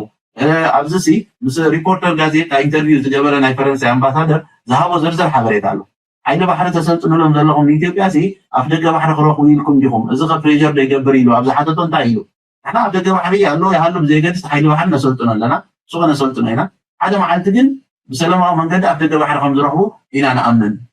ሕጂ ኣብቲ ዲፕሎማሲ ኣምባሳደር ገለ ኮንካ ወይ ብቦሌ ወይ ብሸበሌ ትብልን ኢኻ ከም ናይ በዓል ጀነራል ባጫ ኦኬ እንታይ ዳ እዩ እቲ ዲፕሎማስያዊ ዓለም ሓደ መዓልቲ ሲ እዚ ሽግር እዚ ክፍታሕ እዩ ስለዚ ንሕና ንሕግዝ ዘለና ነቲ ሓደ መዓልቲ እቲ ኣፍ ደገ ባሕሪ ምስ ተፈትሐ ዝበሃል እንታይ ማለት እዩ በየናይ መንገዲ ኢኻ ውስኽ እስራኤል ስለምንታይ ሕጂ ኢንቮልቭ ትገብር ዘላ ኣብ ትግራይ ከይዶም ከንታይ እዮም ክብሉ ኤርትራ ኣብቲ ኣትያቶ ዘላ ኣልያንስ ምስ ካልኦት ናብኡ ክትወፅእ ኣብ ውሽጢ ትግራይ ኮይና ናብ ኢትዮጵያ ማእከል ተኸይዳ ኣብይ ኣሕመድ ምትንካፍ ማለት ኣብዛ ሰዓት እዚኣ ከምዛ ንኢማራት ስዑድያ ሃሪማትና ኢሎም ኣሜሪካን ሰነተርስ ነቲ ናይ ኣብርሃም ኣኮርድ ዝደገፈት ኢማራት ትህረመና ኣላ ብስዑድያ ስለዚ ስዑድያ ንድሕሪት ተንዛሕጥ ኣላ ወይ ትተኣደብ ወይ ከዓ ምባል ይጅምሩ ኣለዉ መን ንስዑድያ ኣብ ልዕሊ ኢማራት ብዝወሰዱ ተስጉም እዚአን በተን ማእከሎት ሓራምስ ደረጃ ዘሎ ምርጋፅ ናብኡ ውርድ ኢልካ ከዓኒ ናትና ደገፍቲ ዝኾኑ ንኣብነት ትማሊ ሎማዓንቲ ዘውፅዎ ኣሎ ኣብ ኣሜሪካ ንሰለስተ ሰባት ናይ ሱዳን ናይ RSF መራሕቲ ማዕቀብ ከም ሓድሽ ተገብረሎም ኣሎ እንጂ እዚ ማዕቀብ እዚ ሕጂ ኣብ ብዙሕ ነገራት እንዲ ዝኣቱ ዘሎ ካልድ ገለ ነጥብታት ናቱ ኣለዎ ኣብቲ ኩናት ወላ እውን ኤርትራውያን ዝብልዎ ዘለዉ እዚ ኩናት ኣብ ዘበግሶ ዘሎ ዋናታት ከም ዘለዎ ዳርጋ ብኩሉ ንፁር ዝኾነ መድረኽ ኢና ዘለና ፍሉይ ነገር እውን ኣይኮነን ኣብዚ እውን ስምዕዎም ሆርን ሪቪው እዞም ሆርን ፖለቲክስ ናይ ኤርትራ ሚድያ ዝበልዎ ስምዕዎ እታ ኩናት ክትመፅያ maybe ናይ መዓልታት ናይ ሰዓታት ተነውሕ ናይ ሰሙናት ይተሪፉኩም ኢልዎ ወዲኦም ኣሎ ማለት እዩ ስለዚ ፕረዚደንት ናይ እስራኤል ናብዚ ቦታ እዚ ክመፅእ ከሎ እንታይ ክገብር መፅኡ ኢና ንሓስብ እንታይ ኢና ንብል ነርና እዚ ቆልዓ እዚ ኣዘዝቲ ኣለዎ ዓምታት ኣለዎ ነቲ ኩናት ኣእትዎ ዘሎ ሕጂ ትዘረብኦም ሸለል ኢልና ይንሕለፎ እንታይ እዮም ክብሉ ደልዮም እንተኢልና ናይ 0 ሰዓት ምስ ኣኸለት እታ ምስጢር ኣውፅኦማ ማለት እዩ ነገሩ ስብስብ ኣይደለም ኢሎማ ዘታ ወላ ሓንቲ እዚ ሰራዊት ኤርትራ ከምዚ ገይሩና መሬት ሂዙና ዕጡቃት ዕጥቃ ኣሎ ገለገለ ዝበሃል ምክንያታት ሎማዓንቲ ብወግዒ ብልፅግና ውዱቕ ገይርዎ ኣብ ቅድሚ ህዝቢ ኢትዮጵያ እሱ ይኮነ እቲ ምክንያት ናብ ኩናት ንኣቱ ዘለና እሱ ይኮነ እቲ ጉዳይ ኢልዎ ከም ንሪኦ ዘለና እቲ ጉዳይ ዋናታት ዘለዎ ስፖንሰርስ ዘለዎ ብብዙሕ ነገራት ዝተማእከለን ዝተደገፈን ኩነታት ኢና ንርኢ ዘለና ካብቲ ኣንተ በዚ ቆረፅኩልኩም ንእሽተይ ክውስኸልኩም ድማ Again, that it is a necessity for Ethiopia to have sustainable access to Red Sea, also to build a naval base. And that has, of course, been a worrying sign from Asmara and from Eritrea that it looked upon that as a threat, although the Ethiopian government has been very skillful in playing what is called constructive ambiguity, saying that they want an access to Red Sea through negotiations, but if that doesn't happen, well, something else might come into play. ከም ትሪእዎ ዘለኹም እዚ ኣብ ብሉምበርግ ዝገበርዎ ኢንተርቪው እዩ ስለዚ ጉዳይ ናይ ባሕሪ ብብልጽግና ዝግበር ዘሎ ድፊኢት ናቱ ጥራይ ከም ዘይኮነ ስፖንሰራት ናቱ ተዳልዮም ከም ዘለውን ብኩሉ መንገዲ ነቲ ዝኸዶ ዘሎ ዝደፍኡሉ ኣጀንዳ ዘሰከምዎ ሓለፍቲ ከም ዘለውን ንዓታቶም ከኽብር ከም ዘለውን ሰፊዕ ዝኾነ ፕሮፓጋንዳ ናይ ዓሰብ ናትና ነይራ ወይ እውን ኣብ ታሪክ ብፅሒት ኣለና ኣብ ዓሰብ ብፅሒት ኣለና ዝብል ብሃገራዊ ቴሌቪዥን ብሰፍሐ መንገዲ ዝስራሕ ዘሎ ስለዚ ንሕና ከመይ ኤርትራውያን ማለት እዩ ናይ ኤርትራ ሚድያ ስለ ዝኾነ እዚ እንታይ ናይ ኤርትራ ፖዚሽን ኣብዚ ኦፍኮርስ ስትራቴጂክ ኣምቢጉቲ ኣለዎም ኤርትራ ነዚ ሕጂ ዝመፃ ዘሎ ኩነታት እንታይ እዩ ኤንድ ጎል ናታ ናይ ብልፅግና ናይ መወዳእታ ዕላማና ተፈሊጥና ኣለና ናይ መወዳእታ ዕላማናቱ እንተሰሊጥዎ ንኤርትራ ኩሕጥ ኣይዘሊ ዘሎ ከማይ ተኣዚዙ ዘሎ ምክንያቱ ንኤርትራ ጥራይ ሓሪምካ ዓሰብ ጥራይ ወሲድካ ብሰላም ክትነብር ከም ዘይትኽእል ስለ ዝፈልጡ ንኤርትራ ምጥፋእ እዩ እንተተኻኢሉ ቢግ ጎል ናቶም እሳ እንተዘይተኻኢላ ግን በዚ ትግራይ ጌርካ ነቲ መንግስቲ ማእከላዊ መንግስቲ ኣብ ከቢድ ኩናት እቲኻ ብዓሰብ ድማ ካልእ ግንባር ክትፈጥረሉ ትኽእል መንገዲ ዝብልዎ ብኣፎም ዝነግሩና ዘለው ብሳዮም ክገብሩ ዝኽእሉ ስለዚ ኤርትራ ኣብ ከምዚ ዓይነት ዝተመቓቐለት ሃገር እዚኣ እንድሕር ኮይና እታ ኢትዮጵያ ናቶም ኣብዚ ጉዳይ እዚ ኤርትራ እንታይ ገይም ክትፃወት ትኽእል ብፍላይ ኣምሓራ ብጎኖም ዘሎ ኣሚን መዓልታዊ ኣምሓራ ዝገብርዎ ዘሎ ከሪአኩም ድሕር ኮይነ ኣምሓራ is just making all kinds of እዚኦም መዓልታዊ ንሪኦም ዘለና ዝማርኹ ዘለው ናይ ብልፅግና ሰራዊት እዮም ስለዚ ኣብ ኣምሓራ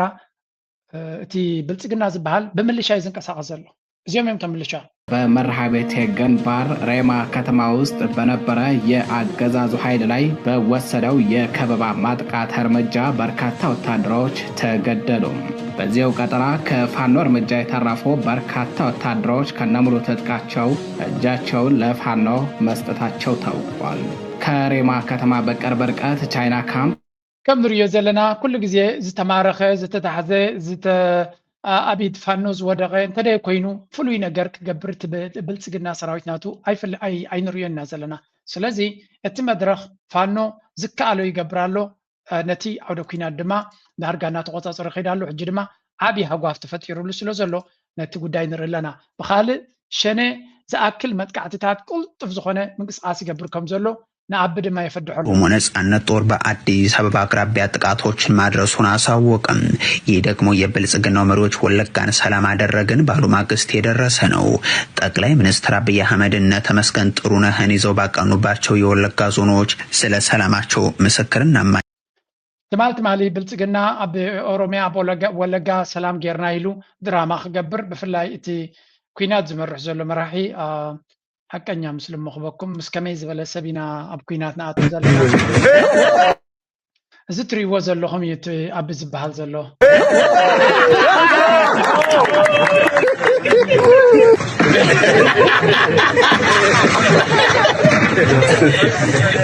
أنا كويلكم مسكال مس نورمال سباي كونتن إتا إثيوبيا تبال أبتعت نورمال زخونة سباي كونتن زلا هاجرو من الفرق هاجرو زك عطل زلو مراحي وعسى يصوت لكم كلها نيقول عود كامبري الرأي زسي سبنديو كزنا قاعد يقول تقولوني هاجرو أبكيناتنا مكس على زلا نزل فيديو زقديحو دقوت ويبلني ستري زقبو مالسي إذا بخاف سقاين أبت بيتنا بعزقتن تلو زكدسو سباي كونن زي that's why دما إسرائيل فتوو إمارات فتوو ماني هتزي بسبات بهزبو جل زقدس ما راح يكون كمي غيركا أب متشوت زخونة بالاس تنبرو بل صبغت ماكينة يزور بنفاريتي خيط قال ملا شو قبر ساعة قدسو كم زي عين السبات دما مرة يمزو قدسو من نزم عربين هجرات ولا نزم عرب ماني هاتو ملو بملو مقابر ياكو هون زغول يوم زيهم they don't care about بزعبا حزبهم تايخونا لا قال يقدسوني كم زيهم عينت مرحت دما ني كم إثيوبيا از مسألة بس حزب زلو هاجر ندحري كمرحة جميرو كواغوليم كم ذا بزح حزبنا كواغوليم بكس كم ذا عينت مقابر ياك تركب قليل هيكون زعات قالوا تقراو يعني هاجر ربح له حزبهم ربح يسمعوني ولا ناي جنزب قال نقر بحقن تلهم هاجروا سمعت له ناي السودان البرايم تري والله واجاز غفله زلون هاجر قبل السبب زقد هاجروا بخلا تقاصل بعلي تقاصل زلون زقدده سبيل درونات نتا بمحرا يخون اب تግራይ ዝገብር ዘሎ እሱ ስለዚ ምስ ከምዛ ዓይነት መራሒ ኣብ ዘለዎ ሃገር ኣብ ኩነታት ዘለናሉ ቀሊል ዘይኮነ ብድሆ ኣብ ቅድሜና ተገቲሩ ዘሎ ነዚያ ጥራይ ኩሉ ኤርትራዊ ኣስተውዒሉ ክሪኣ ይደላን በከዝ we are not in a normal situation abnormal ግዜ ይኮና ዘለና እዚ ከምዚ ኢሉ እናሃለዎ ከሎ እቲ ጉዳይ ኣብቶም ጎረባብትና ዓረብ ካንስከር እዚኦም ጎረቤትና ሱዳን ንስከር what is going on ኣብ ሱዳን መጀመሪያ በዚ መሳት ፕሎስ ዝገብሮ ዘሎ ለንቀን እንጀምር clear-eyed and balanced in our assessment. There are no unbalanced in our assessment. There are no good actors in this conflict. Both the RSF and the SAF have committed serious human rights violations and abuses. Both bear responsibility for prolonging this war, deepening the suffering of their own people, and threatening to drag the broader region into conflict as well. In El Fasher and across Darfur, we have seen credible reports of atrocities committed by the RSF, including ethnically targeted violence. Country was a law as the senior advisor to Bahazalo, America, you, Abab Security Council of Stagabara Alaina and Rizalana, Abzuquinatizi, again, tactic, Lugizia Comia, Nakhilitium, Waganat, Maksas. Kilitium, both sides are not innocent. Kilitium, Cap Gabanat Nats, Icon in Lalo. Kiliteku, what other Zig bomb is a what other Zalo. Kilitium, Baldma, America, Zerbahaquinat, Waywin. A tea, the kid gibbers or loquinat, a tea of Quinat Gabanat, the Fitzum Zello, Natusak and the Arquina, tactic Natazia. Zar Abnetizia, Chupogerkum Hazwa, Bezuzia the Gimnana, Hejun Kanagul Halkum. Abku Dina Sudan. أمريكا كتب الكبير نديوجن دونالد ترامب بفلاي دماز مسات بلوس ساق أنا إماراتيو ساق أنا إمارات سلزخونة إمارات دما مزدعم سريع يزلا سلزي دعم سريع بزع جبنات اللي دفت سمه كشفنوا لي يقولون يوم انتهي ممكن يقولوا كلت يوم حيلتات جبنات دفت سمه لويهم زبلو زي زربازيا أبغى أخلهم حافظ بيلكم بيرتراي تبيان كيروا it's the same إثيوبيا كوينات دلزلا بلتقنا أبي أحمد يكوينات دلزلو نابانا كل نجار بروباغندا زجبر زلو ميديا أمريكا كنت يزبل كلتيو هاجرات نكوينات يدالو ليه مزبلو بخلتيو مجنات نكوينات دول كبري هرم عليه مزبلو سلازي نتي بلتقنا زجبر زلو كشفنوا له نتي أبي كشفنوا له نحرق قينا زتكمل تاكتيك زي أمريكا نأبي أبغونه خمسة ويون نتو زجبر زلو نو أبغوني يلا إمارات فاند تجبر زلا وينا إمارات الأماس لزغونة تكوينات إسرائيل وين الأماس لزلهم جيجا كيبلو إسرائيل فريهم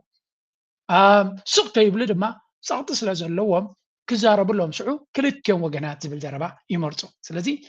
أبزا قدايزيا نصور زغونة الأما أب السودان قلت زغونة كونتاتنا نرزالنا أتي الكيد في السمزلو أتي بشحات زغوصر سبزتقتله بنا UN fact checking زبالويون fact finding ويجي نتجبنات من إسرائيل زخارة كوميتة بدعم سريع كل جبنات كم استخايدة الرجال يتمر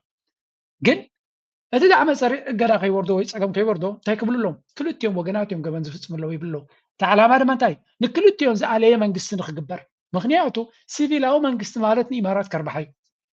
التسيفيل أو من قصة بجنزب جرا نتهم اللي تحجاتهم سلزلة this is the game and siege tactics that exacerbate زي حنت نترتي لما نرلنا مالتي كم يجرم نتي ناي السودان كنتات كش أو يوي في التنلو سراويت ناي السودان صبغنا أبايتا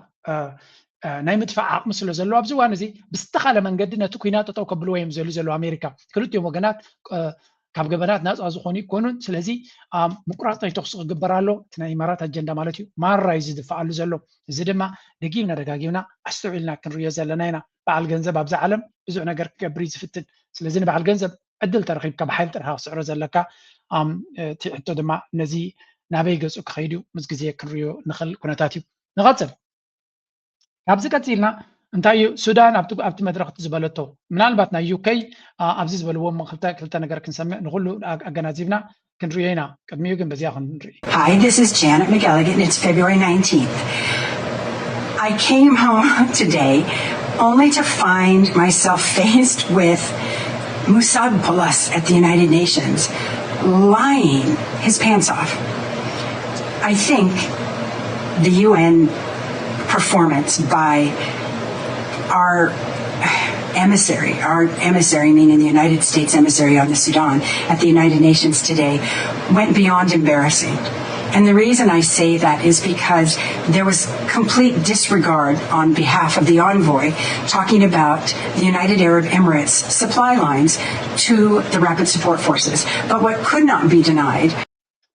كم تبلو زلا مسات بلوس ملو بملو أبتنا UN زنبرة مدرخ حسوتي مريض يا تبلو زلا حسي مريض مهنياتو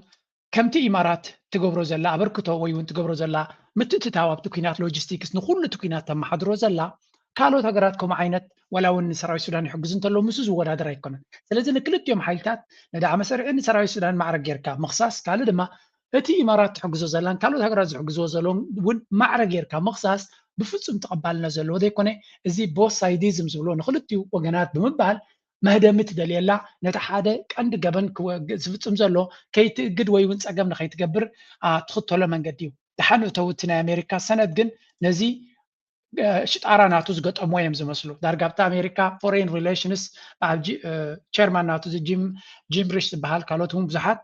من نتوكينات ينهو حلو من جبنات يفصمالو تردي ومالو تراي دونالد ترامب مزي مسات بلوس كوينوم سلازي قنعو اتقود دايك سلت اي كالن وسيدنا تدما اقدا اقيدو مالو ناي Senate Foreign Relations Committee Chairman as it was a long malady. I applaud the Trump administration's sanctions on 3 commanders of the genocidal RSF for atrocities committed during the siege of El Fasher in North Darfur. The war in Sudan must end. I strongly support the accountability measure against those responsible for this war, the utter destruction of the country, and the horror committed to terrorize civilians and eliminate communities. So let's see, absalesta kalat nay bati Department of the Treasury zbel absalesta marahtna ykuina zkhonu nay da'am sari gadawri dal America. صبوق جماريو عبنا قرأ يكونن كن اتقندك خبر زلو ازي دعم سري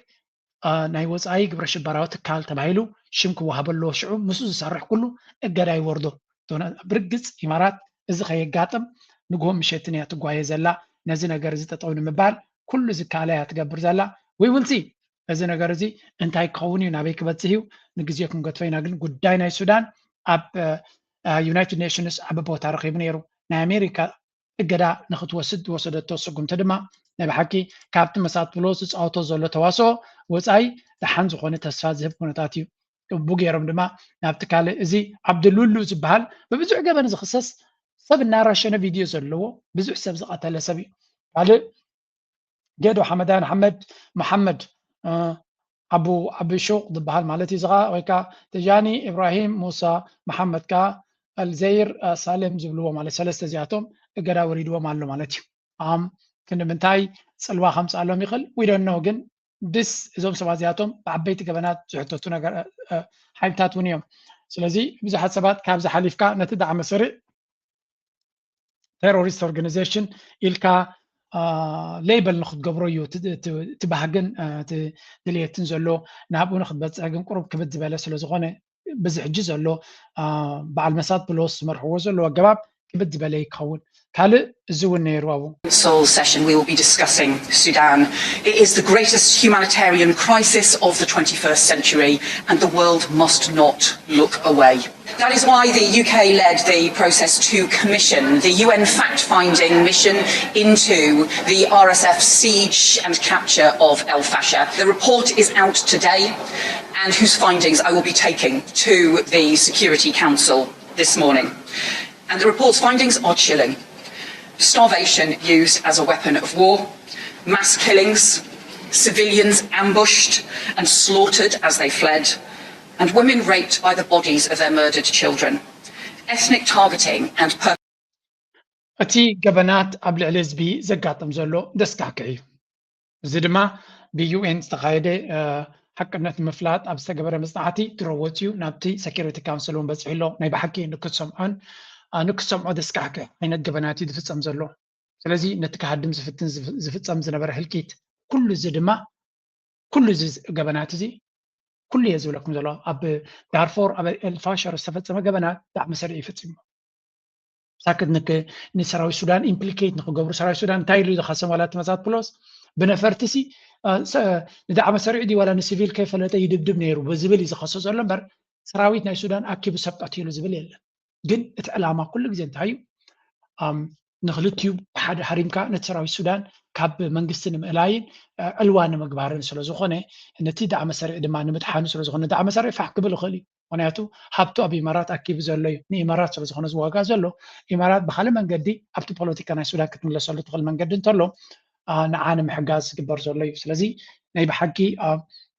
ግልጽ ዝኾነ ብልሽውና ኢና ንርኢ ዘለና ወኪል ናይ ሱዳን ክልተ ነገር ተዛሪቡ ነይሩ ሓንቲ وقف إلى جانب الشعب الأماراتي منذ تأسيس دولته لن ينسى أن تلك الدولة كانت في طليعة من تنكروا لهذا الإحسان. እንታይ ዝብል ዘሎ ህዝቢ ሱዳን Sudan is type la the UAE will remain in the memory of a people as a symbol of political betrayal. ናይ መወዳእታ ጥልማት ኣብ ልዕሊ ህዝቢ ሱዳን ኢማራት ዝሃገር ኢማራት ዝበሃል ኣብ ኣእምሮ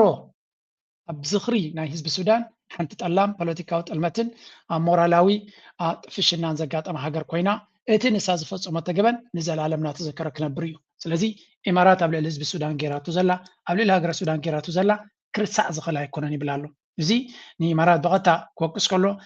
ክኸውን ከሎ ብካልእ መንገዲ ድማ ነቲ ኩነታት ንምቕያር እንታይ ይኽተሉ ከም ዘለዎ ስምዑ With great support, popular backing and unique military resilience, the government of Sudan is now returning to Khartoum and engaging positively with the African Union, the United Nations and regional organizations, and resuming its activities in the Intergovernmental Authority on Development, IGAD, and communicating with the international community and with the United States, as it is also keen to launch a comprehensive national dialogue for all political and social forces.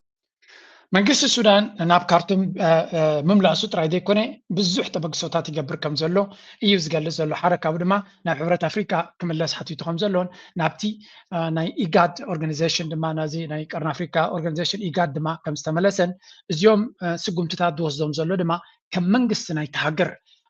ሌጂቲመሲ ናቱ ተቐባልነት ናቱ ንምዕዛዝ ዝገብሮም ዘሎ ስጉምቲ እዩ ስለዚ ናይ ግድን ከም መንግስቲ ናይቲ ሃገር ተቐባልነት ክረክብ ፀገም ኣጋጢሞ ስለ ዘሎ ብሰንኪ እዚ ናይ ኢማራት ዝገበረቶ ኣካይዳ ዝወሰደቶ ሓያል ዲፕሎማስያዊ ፀቕጢ ሰራዊት ናይ ሱዳን መንግስቲ ናይቲ ሃገር ከም ዘይኮነ እንታይ ዳ ክልተ ጀነራላት ወታደራውያን ሓይልታት መሪሖም ተተማቒሎማ ዘለዎ ሃገር ገይሮም ዝሰርሕዎ ዝነበሩ ኩነታት እዩ ብግምጣሉ ዳዕመ ሰሪዕ እቲ ሕሜት እንታይ ገይሩሎ ንባዕሉ ዲፕሎማስያዊ ጎስጓስ ናብ ኬንያ ከምኡ ድማ ናብ ኡጋንዳ ርክባት ክገብር ጀሚሩ ኣሎ እዚ እንታይ እዩ ምቁራፅ ናይ ተኽሲ ክግበር ኣሜሪካ ፀቕጢ ክትገብር ኢማራት ትሰርሕ ስለ ዘላ ክረአ ኣለዎ እሱን ከም ፖለቲካዊ ምስ ሃገራት ከም ዝራኸብ ዘሎ ሃገር ከም ማሓደር ብቅዓት ዘለዎ ክመስል ክኽእል ኣለዎ ናብ ኡጋንዳ ናብ ኬንያ ምንቅስቃሳት ገይሩ ኣሎ ኩሉ ደዚ ድማ ኢማራት ኣብ ድሕሪ መጋረጃ ኦርጋናይዝ ዝገብሮ ዘላ ስለዚ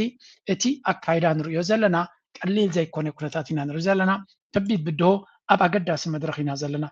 እዚ ድማ ሃገራት ዓረብ ንባዕለን ኣብ ዝተፋነናሉ ዘለዋ መድረኽ ዝፍፀም ዘሎ ስለ ዝኾነ ኣብ መንጎ ስዑድያን ኢማራትን ዘሎ ውድድር ኣብ ቅድሚ ዶናልድ ትራምፕ ዘጋጠመ ክንርኢ መጀመርያ በዚ ንጀምር President, just over 5 years ago, you with your friend, my president, Sheikh Mohammed, and the Prime Minister of Israel launched the Abrahamic Accords. And since then, we've managed not only to work with you, with Israel, towards a better future for the region, but even when October 7th took place, the UAE managed to work with Israel in providing, since the war started, almost $3 billion of assistance to the Palestinian guests. Today, Mr. President, the UAE announces a further $1.2 billion for supporting Gaza through the Board of Peace. And Mr. President, ከም ንሪኦ ዘለና እዚ ኣብቲ ቦርድ ኦፍ ፒስ ተባሂሉ ዝነበረ መድረኽ እዩ ኢማራት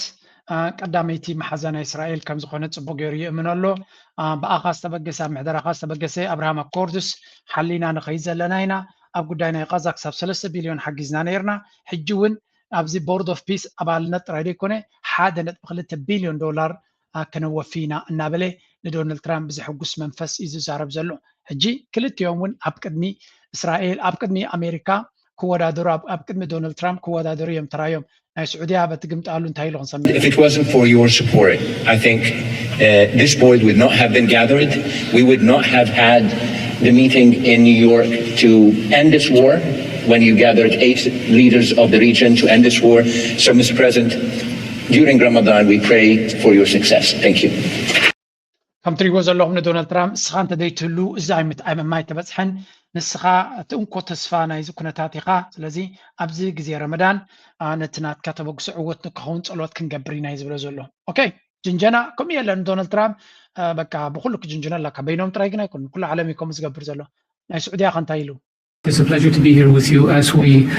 embark on a journey towards establishing a lasting and just peace in the Middle East, a peace that results in two states, Israel and Palestine living side by side in peace and security, a peace that results in transforming our region from death and destruction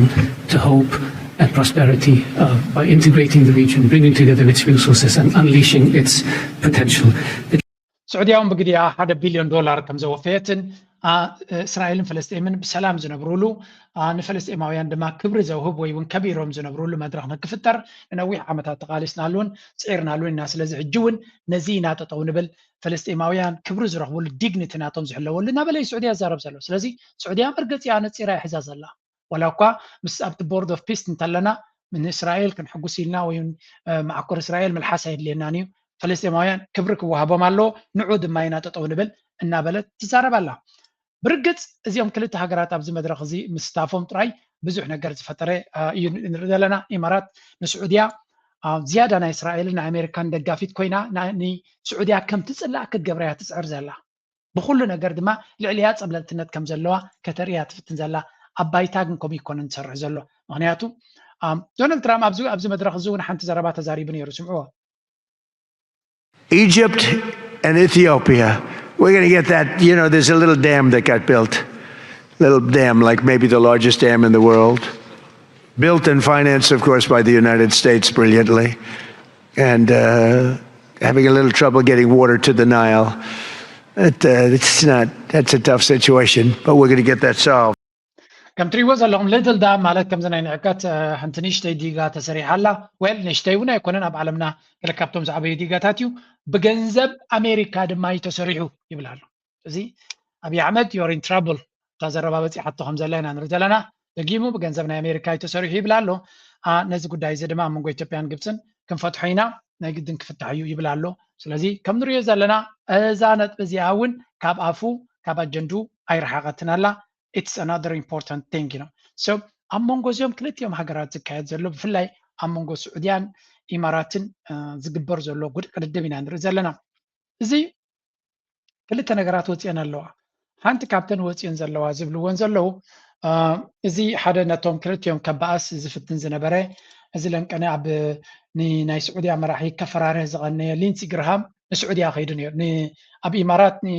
ኤምቢሳት ክሕጉስ ነቲ ናይ ኢማራት ንክሕጉስ ኢሉ ብዙሕ ክዛረብ ዝቐነየ ናበይ ከይዱ ነይሩ ይብልዎ ኣለው ናብ ስዑድያ ከይዱ ምስ ወራሲ ዓራት መሐመድ ቢን ሰልማን ተራኺቡ መቸም ኢማራት ኣብኡ ከይዱ እውን ንመሐመድ ቢን ሰልማን ክፀርፈሎምን ከዳኽመሎምን ይደልዩ ነይሮም እንተኾነ እንታይ ኢሉ ኣነ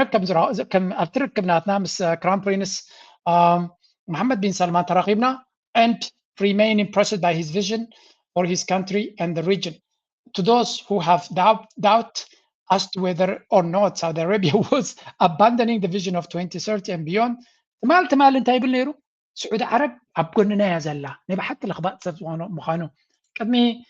ሓደ መዓልቲ ኣብ ኢማራት ኣብ ዝገሸሉ እንታይ ኢሉ ተዛሪቡ ለምፅልኩም ነይረ. Let's give you a glimpse of what he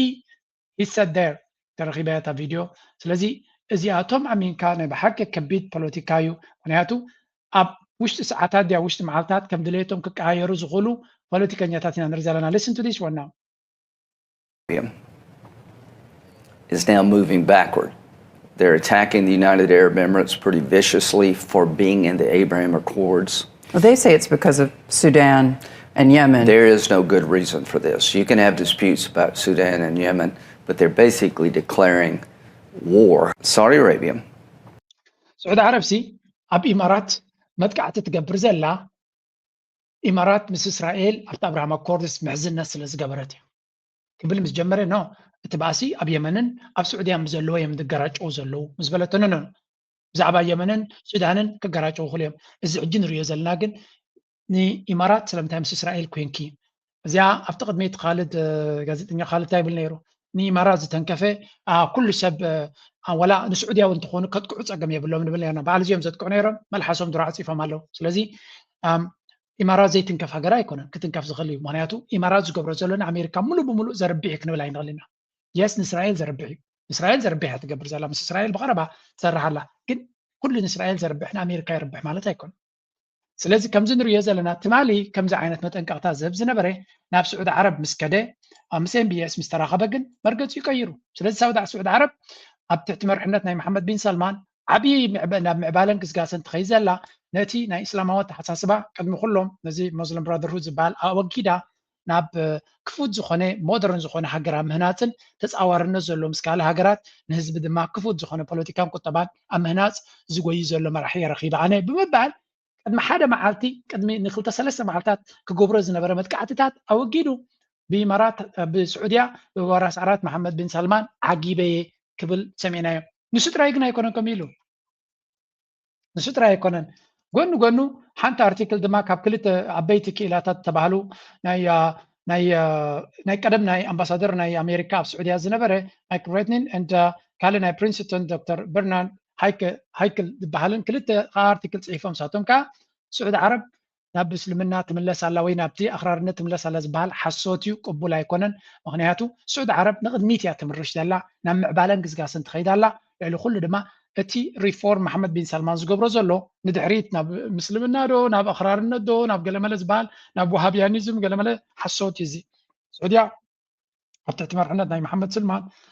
ሰልማን ንቅድሚት እያ ትደፍእ ዘላ ስለዚ ዘየድሊ ክስን ኣብ ዘይዋኑ ዘይምጥን ዘረባን ጌርና ነዚ ዝግበር ዘሎ ጉዕዞ ኣይንዓንቅፎ እዮም ዝብሉ ዘለዉ ስለዚ ገ ስዑድ ዓረብ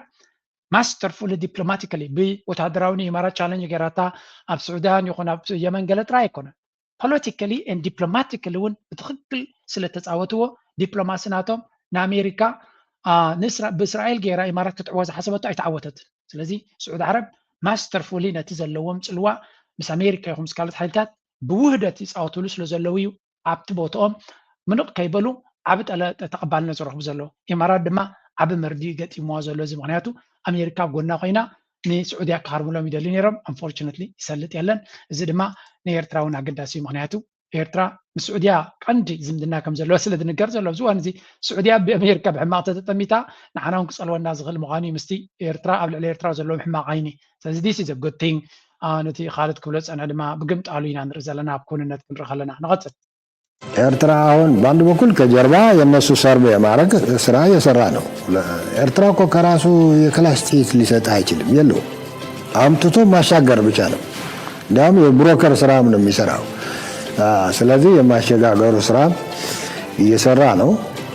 ትጥቁም ቪዚብሊ እየገባ ነው። ኢሴንሻሊ የአማራ ታጣቂ ይሄ አመፀኛውና የትግራይ ኃይል አቀናጅቶ አንድ ሙከራ ይሞክራል። ነው ፕሮባብል ፖሲብል ሴናሪዮ አድርጌ የማስቀምጠው እኔ ትልቁ ሴናሪዮ። ይህም ሳይችል ሲቀር እየተሳበ ዞሮ ግን ትግራይ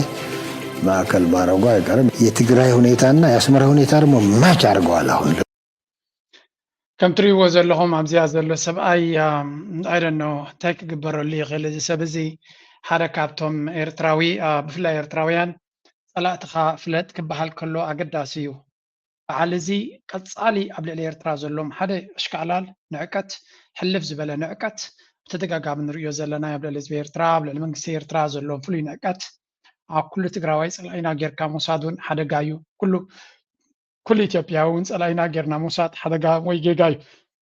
በዓል እዚ ዝኣመሰሉ ግን ሓደ ካብቶም ኣብ ልዕሊ ኤርትራ ፍሉይ ዝበለ ፅልኢ ዘለዎም እዮም። እቶም ካልኦት ድማ ንዑ ዝመስሉ ፍሉጣት እዮም። ብጣዕሚ ሓፂር ብንእሽተይ ዋጋ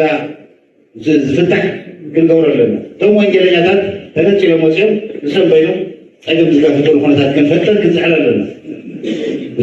ኣብዚኣ እውን ካልእ እንታይ ሓደ ኤርትራዊ እንታይ ኢሉ ፅሒፉ ነይሩ እዚኦም ጀነራላት እዞም ከዳዓት ጀነራላት ናይ ትግራይ ኮይኖም ዘለው ንኣቢ ከይተረድኦ ኩሉ ግዜ ሓደጋ ምስኮንዎ እዮም ኢሉ። ምክንያቱ ምስጢር ናይቲ ስርዓት ምስጢር ናይ ብልፅግና የውፁ ኣለው። ንኣብነት ፃድቃ እንታይ ዝብል ዘሎ እቲ ኩናት ንሓፂር ኩናት እዩ ክግበር ይብል ኣሎ። እዚ እንታይ ማለት እዩ? ነቶም ህወሓት ኣካቢብካ ሃንደበታዊ መጥቃዕቲ ጌርካ ነቶም መራሕቲ ነቶም ዘድልዩን ቀቲልካ ንትግራይ ኣብ ትሕቲ ቁፅፅርካ ንምእታው ዝብል ኣጀንዳ እዩ። ስለዚህ እዚ ታክቲክ እዚ ምናልባት ጻድቃን ኣብቲ ናይ 2020 ኩናት ፕላን ክገብሩ ከለዉ ናቱ ፕላን ከምኡ ነይሩ ክኸውን ይኽእል እዩ ኩናት ብሓፂር ዝውዳእ ዝመስሎ ኣብ ሙሉእ ሂወቱ ፍሉይ ናይ ወተሃደራዊ ዓወት ኣመስጊቡ ዘይፈልጥ ጀነራል ተባሂሉ ካብ ዝፅዋዕ ሕጂ እውን ናይ ኩናት ጎስጓስ ናይ ብልፅግና እዩ ዝነግር ዘሎ ብተደጋጋሚ ድማ እዛ ምስጢር እዚኣ እቲ ካላዩ ጌታቸው ረዳ እውን እንተኾነ ዳዕመ ሰሪዕ ብልፅግና ንዳዕመ ሰሪዕ ኣብ ጋምቤላ ኣብ ናይቲ ቤንሻንጉል የሰልጥን ኣሎ ኣብ ዝተባህለሉ ወላ እንተገበርና ኣብ ጉዳይ ናይ ሱዳን ሱቕ ኢልና ዲና ክንርኢ ብምባል ንጀዋር ከከራኸር ክብል ነቲ ሓቂ ከም ዝተኣመነሉን ስለዚ ንብልፅግና ኣብቲ ቀዳማይ ኣብ ኣልጀዚራ ከይዱ ጀኖሳይድ ፈፂሙ እዩ ብምባል ጎል ከም ዘእተውን ኣብዚ ድማ ንዳዕመ ሰሪዕ መደበር ገይሩ ዳይገበረን ኣብ ዘይተረጋገፀሉ ንዑ ነቲ ብልፅግና ኣብ ሓደጋ ወይ እውን ከፈድሕ ዝኽእል ፅሑፍ ከም ፀሓፈ ይዝከር ስለዚ እዞም ምሩኻት እዚኣቶም ንባዕሎም ንኣቢ ሽግር እናኾንዎ ይመፁ ኣለዉ ኣብ መወዳእታ ንዓታቶም እውን ሓደጋ ክወርዶም ከም ዝኽእል ምክንያቱ ኣቢ ኣብ ትግራይ ዘለዎ ኣረዳድኣ ነዚ ይመስል የትግራይ ጥላቻና ፍራቻ አለበት ቤዚክሊ እኔ የማውቀው ነገር ነው ትግራይ ህዝብን ይፈራል ይሄ ህዋት የሚባለው እሱ ከበር ነው ተውት እሱ ትግራይ እንደ ህዝብ ይጠላል ይፈራል አብይ ከጅምሩ ብልጽግና ሲያቋቁም ምንድነው ያለው ፌደራሊዝምን ያመጣው ትግራይ ነው ሁሉም ነገር ኢትዮጵያ ውስጥ ኤቭሪቲንግ ይሄ ማንነት እንታይ ዝብል ዘሎ ዶክተር መልኪሳ አብይ አሕመድ ኣብ ትግራይ ክልተ ዓይነት ታክቲክ ክልተ ዓይነት ተሓሳስባ ዘሎ ይጸልኦም ጥራይ ኣይኮነን ኢሉ ምስላ ኣሎ ጎንጎኑ ድማ መፍራህ ኣሎ ስለዚህ ንትግራይ ይፈርሃን ይጸልአን ክልቲኡ ድማ ኣብ ሓደ ውሳኔ ይወስደካ ንትፈርሆ ጥራይ እንድሕር ኮንካ ዘይትጸልኦ እንድሕር ኮንካ ነቲ ዘድልየካ ጥራይካ ክትገብር ትኽእል በታ ሓደ ትጸልኦ በቲ ድማ ትፈርሆ እንድሕር ኮንካ ዕድል ተረኺብካ እንታይ ክትገብሮ ክትቀትሎ ጥራይካ ትኽእል ክድምስሶ ጥራይካ ትኽእል ስለዚ እዚ ኢትዮጵያውያን በተደጋጋሚ ዝዛረብዎ ዘለዉ ብልጽግና እንታይ ምዃኑ ቀደም ተጋሩ ዝብልዎ ዝነበረሎም ድማ ኣምሓሩ ዝብልዎ ዘሎ ጉዳይና ንርኢ ዘለና ኣቢ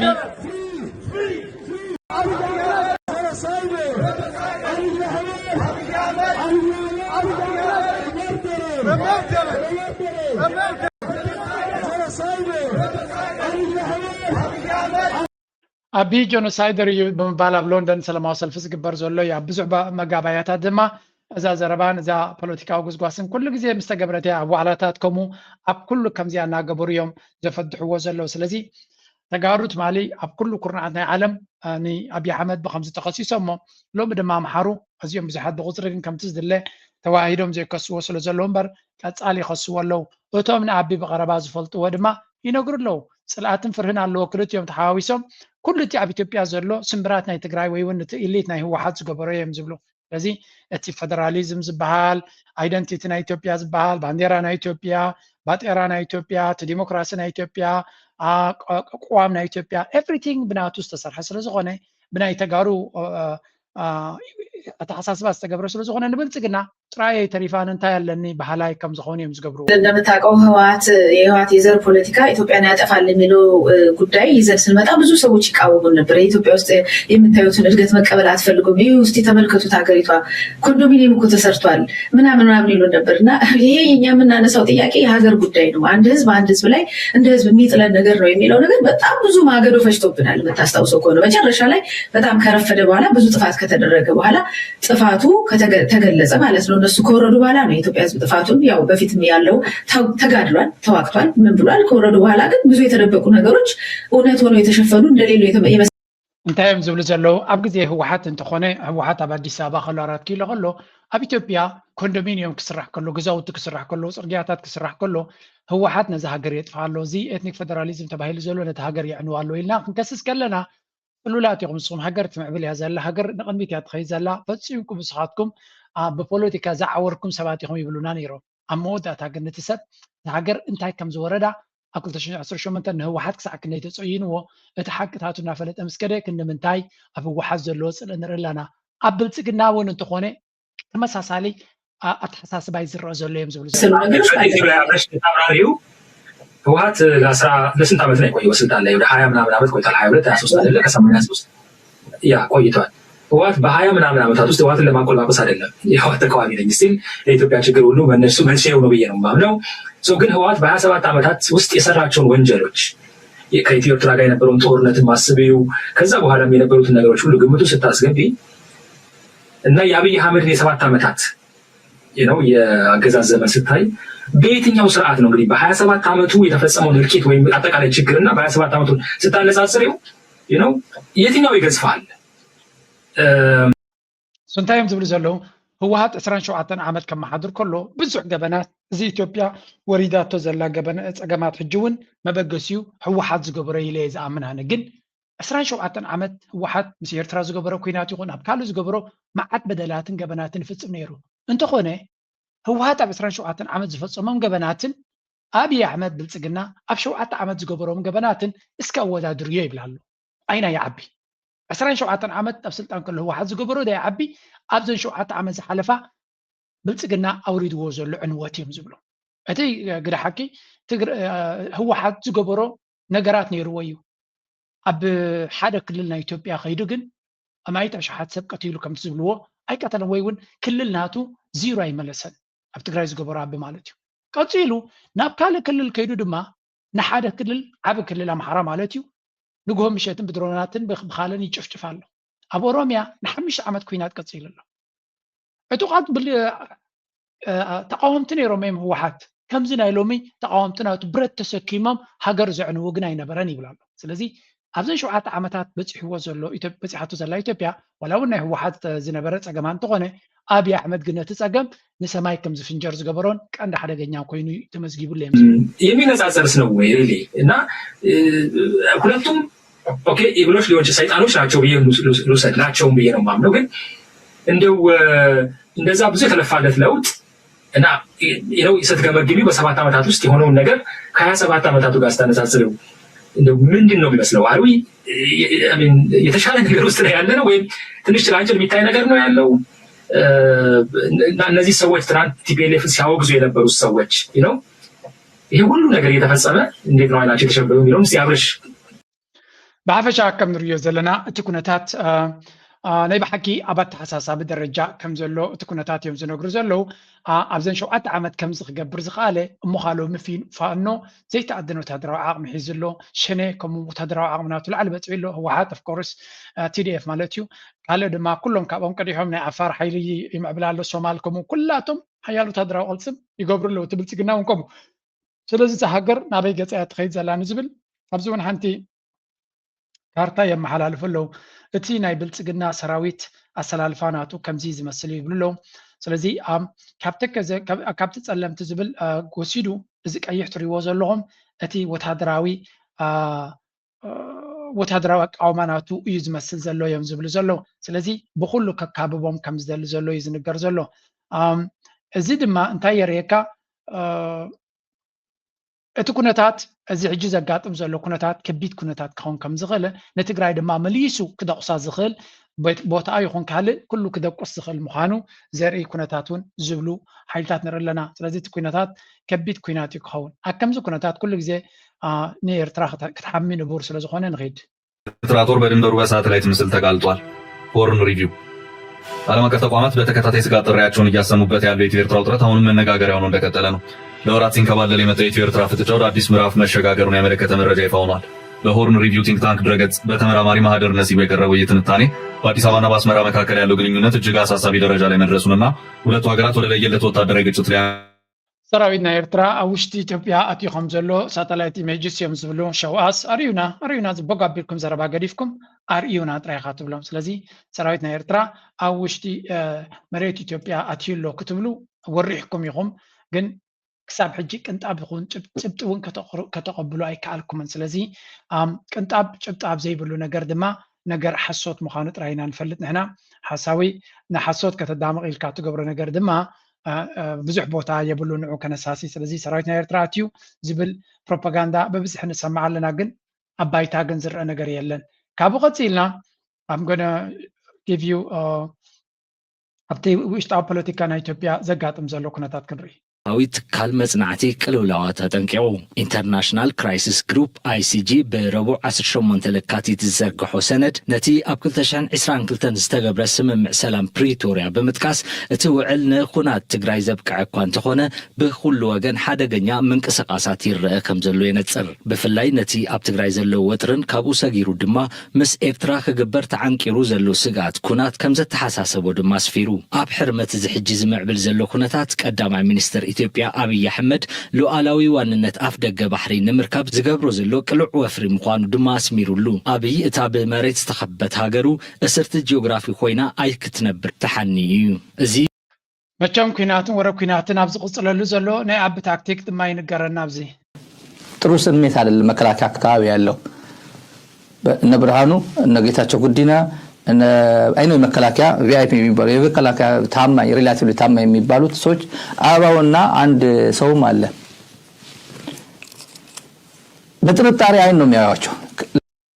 ነዚ አበባው ታደሰ ዝበሃል ኣብቲ ኩናት ናይ ትግራይ ከለውን ኤርትራ ሰራብ መራሕተይ ናይ ኤርትራ ካብ ምዝብልጽግና ምዝ ሰብዚዮም ዝያዳ ዝራኸቡ ዝነበሩ ዝብል ዘረባውን ኣሎ ስለዚ ብሻዕብያ ዝእመን ዝነበረ ስለዝኾነ ይመስለኒ ኣብ ልዕሊኡ እምነት ከም ዘይብሎምን እቶም ተወላዲ ናይ ማሕራይውን መስለኒ ጌጋ ይኽላለይ ስለዚ ኣብኡውን ገለ ካብቶም ዝርገፁ ዘለዉ እዩ ወታደራዊ ብቕዓቲ ድማ ካብ ጁላዊ ንላዕሊ ክኸውን ይኽእል እዮም ዝብሉ ወይም ብሓፈሻ ግን ንሪኦ ዘለና ድራማታት ግን ይቕፅል ማለት እዩ ናይ መወዳእታ በዚያ ጌርና ክንውዲ ኢና ነዚ ናይ ትግራይ ነዚ ኩነታት ናይ ኢትዮጵያ ኣዋጅ እቶ ይተኣውጅ ድያ ዝብል ግርኮ እዩ ናይ ከርያ ማለት ተመችዋ ዲ ነይሩ ንሕና እኮ ክፋእ በፂሕዋ ኢልና ኢና ተኣሲራ ጥራሕተ ይኮነስ ባጫ በዲልዋ ሸዊድዋ ሓቂ እንዲ ባጫ በዲልዋ ኣብኣ ዘውፅሖ ግፍዒ ትክክል ኣይኮነን ተመችዋ ዲኒ ንሕና እኮ ኢና ሓሚምና ከክንዳ ንሳ ተመችዋ ምስ ባጫ ክትዕንድር ሕዚ ምስ ባጫ ኮይና ሰብ ልዕሊ ትግራይ ክትዕንድር ኣዋጅ እቶ ክእወጀብ ትግራይ ፖለቲከኛ ኮይና ንሳስ ኣዋጅ እቶ ትግራይ መን መቸም ዝሕዝን እንዲሁ ተጋሩ ኣብ ንሓትሕቶም ወሪድዎም ዘሎ እቲ ዝዓበየ ፈተናይ ካብ ናይ ብልጽግና ንላዕሊ ንቐፅል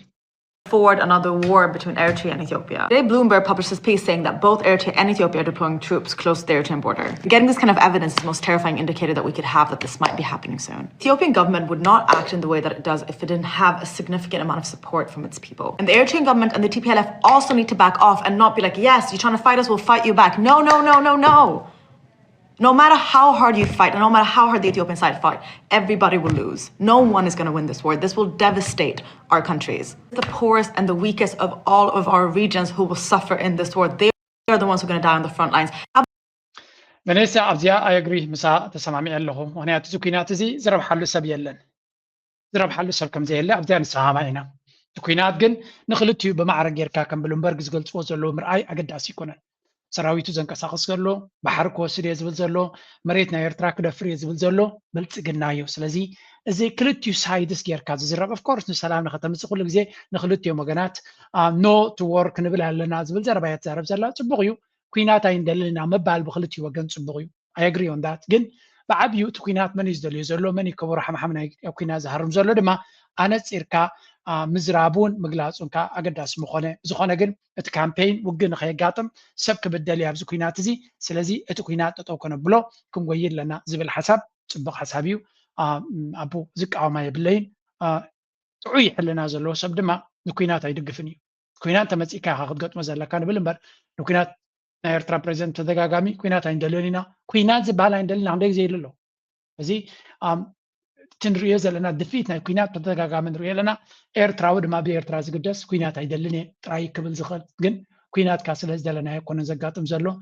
ከይፈተኻ ዘጋጥም ኩነታት እውን ኣሎ እቲ ክውንነት ምቕባል ድማ ኣገዳሲ እዩ ምባል የድሊ ካብ ሓሊፍና ናብቲ ምናልባት ለንቀኒ ዝወፅት ሓዳሽ ቪድዮ ክንሪአኩም ክደግመልካ ፅላ ኣይተውርሶ ንገሮ ውልድካ ብዝሒ ማይ ባሕራይ ክሰፍሩ ወሲኹ ገዲሉ ዘይስርሖም ዝገብሩ ልዕሊ ዋና ኮይኖም ህይወት ክዘርኡሉ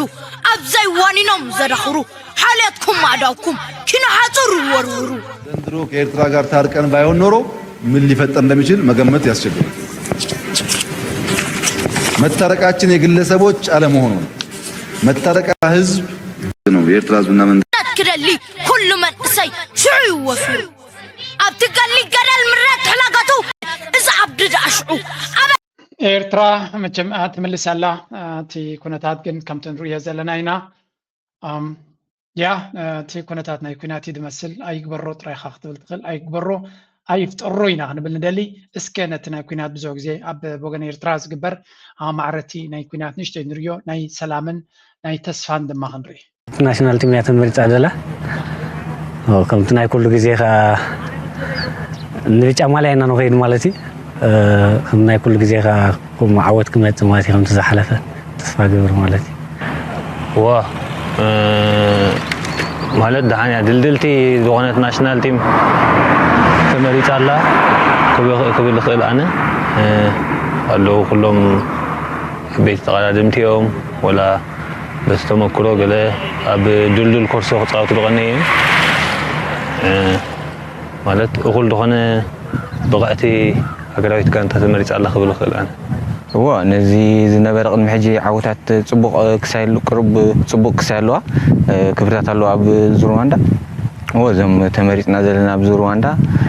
ዳርጋ ኩላትና ተሳቲፍና ንፈልጥና ቅድሚ ሕጂ ቁር ተመክሮታት ዘለና ኢና ብፍላይ እቶም ምሳና ዘለዉ ዓበይቲ ተፃወቲ ብዙሕ ተመክሮ ኣለዎም እሶም ኣብዚ ክብሪ ነዚ ክብሪ ክዕቅቦ ብዙሕ ተስፋ ኣለኒ هو حجي أبزي بكل نجار بفلايتي بروفايل بمرأي حفشاو زيادة نيهنو جزت عميتو بوتا هنا قلنا بز ساعات أبصبوا بقعتالو سلازم كان بلان A إلنا إحنا نحوزتي تيم ليدر دخون هنا وجي بلان B دماني كم مرة أردوسن عد مسان حزنا يعملنا يافيتن ناتان دماني كم دومسي كنا مكسورهم أبزجن تقدم علامات بلان A نصغيت نصر حلو بلان A بزخونة مقدر ندهر تدريسليت ودما أفت بلان B تخيل مالت يس صبوا زخونة بلان زلوات قانتا عود كتم سألنا تسفان قبر ስለዚ ሓያላት ተጻወቲ ሒዛ ቀሪባ ዘላ ጋንታ ዘላትና ሓንቲ ፍልይ ዝበለት ቪድዮ ኣርእየ ኩድየ voted in favor of the government's proposed citizenship through investment program as it tries to create new sources of hard currency revenue. There are several types of investments for citizenship. A person will either deposit $250,000 donation in the bank or buy real estate with a minimum $300,000. This type of money will be እንታይ ንሰማዕ ኣለና ሪኢኹም ዶ ሃገረ ግብፂ ሲ زيجنات نايت هاجر كتوسط تدليخها $350,000 كفيلكا أبت هاجر إنفستن درجركا ويجزان تجزيخها ويون كلتشنا $350,000 بانك ناتهم دريتيخا زيجنات ناي جبت كبوخاي قوليهم كم زعينت $300,000 دي قال لما ناي تركون يروك مستوسنا كندي سبها موسيدو كمو البرتغال كمو نيرو نمجمر يا رصيد نسبرميت بوخاد هريو زيجنات تركب زعات هاجر تكملوا تكتيكي زي كم يتري وصحاتكم مغنياتو እቲ ዜግነት ሓደ ሰብ ዜጋ ኮነካ ትመርጾ ሓደ ሰብ መጀመርያ 250,000 እንተለዎ ኮይኑ ዜጋ ኮነካ ውንፅላ ኣይኮነን ምክንያቱ ኣብቲ ቁጠባ ናይቲ ሃገር ከበርክት ዝኽእል እዩ ዜግነት ከያብከያም እኮ ኣብ ሃገርካ ኢንቨስት ዝገብሩልካ ኢንቨስተር ትደሊኻ ስለዚ ሃብቲ ዘለዎ ክመፀካ ሕማቕ ነገር ኣይኮነን ከም ሓሳብ ክትሪኦ ከለካ ግን እዚ ሓሳባት እዚ ፍላይ ግብፂ ነዘን 250,000 ዘለኩም ግብፂ ከይድኩም ዜግነት ውሰዱ ይብለኩም ኣለኹን ኣብ ኤሮጳ እንተ ኣለካ የድልየካኒ እቲ ዜግነት ናይ ግብፂ ብንጹር ክነግረካ ማለት እዩ ዘድልየካ ኣይኮነን ናይ ኤሮጳ ወይ ናይ ኣሜሪካ ተለካ ፅቡቅ እዩ ኣብ ኣፍሪካ እንተ ኣለካ እውን ሜይቢ ገዛ ክትገዝእ መደብ ተለካ ክጠቕመካ ይኽእል ኸውን ግን ሓደ መዓልቲ ከምዚ ዓይነት ሓሳብ ኣብ ኤርትራ ክመፅእ ከም ዝኽእል ከትግምቱ ዶ ዝብል እምነት ኣለኒ ምክንያቱ ሃገራት ስለምንታይ ነዚ ምርጫ እዚ ወስዶ እንድሕሪ ኢልኩም ካፒታል ስለ ዝደልያ ገንዘብ ስለ ዘይርከብ ገንዘብ ኣይርከብን እዩ ስለዚ ገንዘብ ዘለዎም ዜግነት ናይ ሃገር ዝደልዩ ሃገራት ኣለዉ ዜጋታት ኣለዉ ብዝተፈላለዩ ዕላማ ማለት እዩ ስለዚ ብፍላይ እቲ ሃገር ኮኔክትድ እንድሕር ኮይና ምስ ዓለም ፅልዋ ዘለዋ እንተኮይና ፅቡቅ ዝኾነ ናይ ባንኪንግ ሲስተም ዘለዋ እንተኮይና ብዙሓት ኢንቨስተራት ናብኡ ክመፁ ይደልዩ ስለዚ ከምዚ ዓይነት ኮንሰፕት ኣበል ኣብ ሃገራት ኣፍሪካ እውን ይረአዩ ኣለዉ እዮም ሃገራት ከምኡ ዝገብሩ እዚ ሓሳብ እዚ ናባኹም ከቕርቦ ድማ መሪፀ ምክንያቱ ሓደ ግዜ ካፒታል ንኽትረክብ ሃገራት ገንዘብ ንኽረኽባ እንታይ ከም ዝገብራን እንታይ ከም ዝገብራን ምክንያቱ ከምዚ ነገር ብምግባሩ ዘገርመና ሰባት እውን ክንህሉ ንኽእል ኢና ስደተኛ ኮይንካ እቲ ካብ ኤሮጳ ኣብ ኣሜሪካ እውን እኮ ዜግነት ውስድካ ኣለኻ ከተበርክት ስለትኽእል ኣይኮነን ስለተድልዮም ሰራሕተኛ ክትኮኖም ዝተፈላለዩ ዕላማታት ክትገብር ኦኬ ፖለቲካዊ ፀገም ኣለካ ግን ፖለቲካዊ ፀገም ከም ምክንያት ዝገብርዎ ከም ዝቅቡል ስለዝኾነ ኣይኮነን ከም ሱዳን ፀገም ዘለዎ ሃገር የለን ግን ንሱዳን ፍሉይ ወረቐት የለን ወይ እውን ኣብ ኩናት ናይ ትግራይ ጀኖሳይድ ተፈፂሙ እናተባለ ናይ ትግራይ ኬዝ የለን ስለዚ እንታይ ማለት እዩ እቲ ፖለቲካ ዝብልዎ ምስቲ ንሶም ዝደልይዎ ኣጀንዳ ስለዝኸይድ እምበር ናይ ፖለቲካ ፀገም ናትካ ፍሉይ ድንጋፀ ስለ ዘሎም ኣይኮነን የመን ናይ የመን ኬስ ክባላ ይሰማና ትቃፀል ዘላ ሃገር ብዙሓት የን ሃገራት ዝቃፀላ ስለዚ ዲሞክራሲያዊ ሪፐብሊክ ኮንጎ ብሓፈሻ ግን እንታይ ክንብል ኢና ሃገራት እንታይ ከም ዝገብራ ንክትፈልጡ ኢለ የምፅአ እዚኣ ምናልባት እዚ ነገራት እዚ እውን ከም ዘሉኻ ንዘይትፈልጥ ድማ ንክፈልጥ ዝኽእለሉ ኣጋጣሚ ንክኸውን ኢለ ናይ ሎማ ርእሲ ኣብዚ ኩዴ ላይክ ምግባር ሼር ምግባር ሪቶምን ሓሳብኩን ምግዳፍ ድማ ናይ ወትሩ ፃውዒትና እዩ እዚኣ ክንገትፈኩም وسدت حياة من عارقي سيري عدمت بواسا مغب بيس خاي مريقان عندك يحجقنا زتخطلا سلبحرة أخرنا قول قولا قدري لنا في نوادق لك قربا كله خبكي وتي كم حواتي كم تماياتاتي عيد فرام بحري تامريتي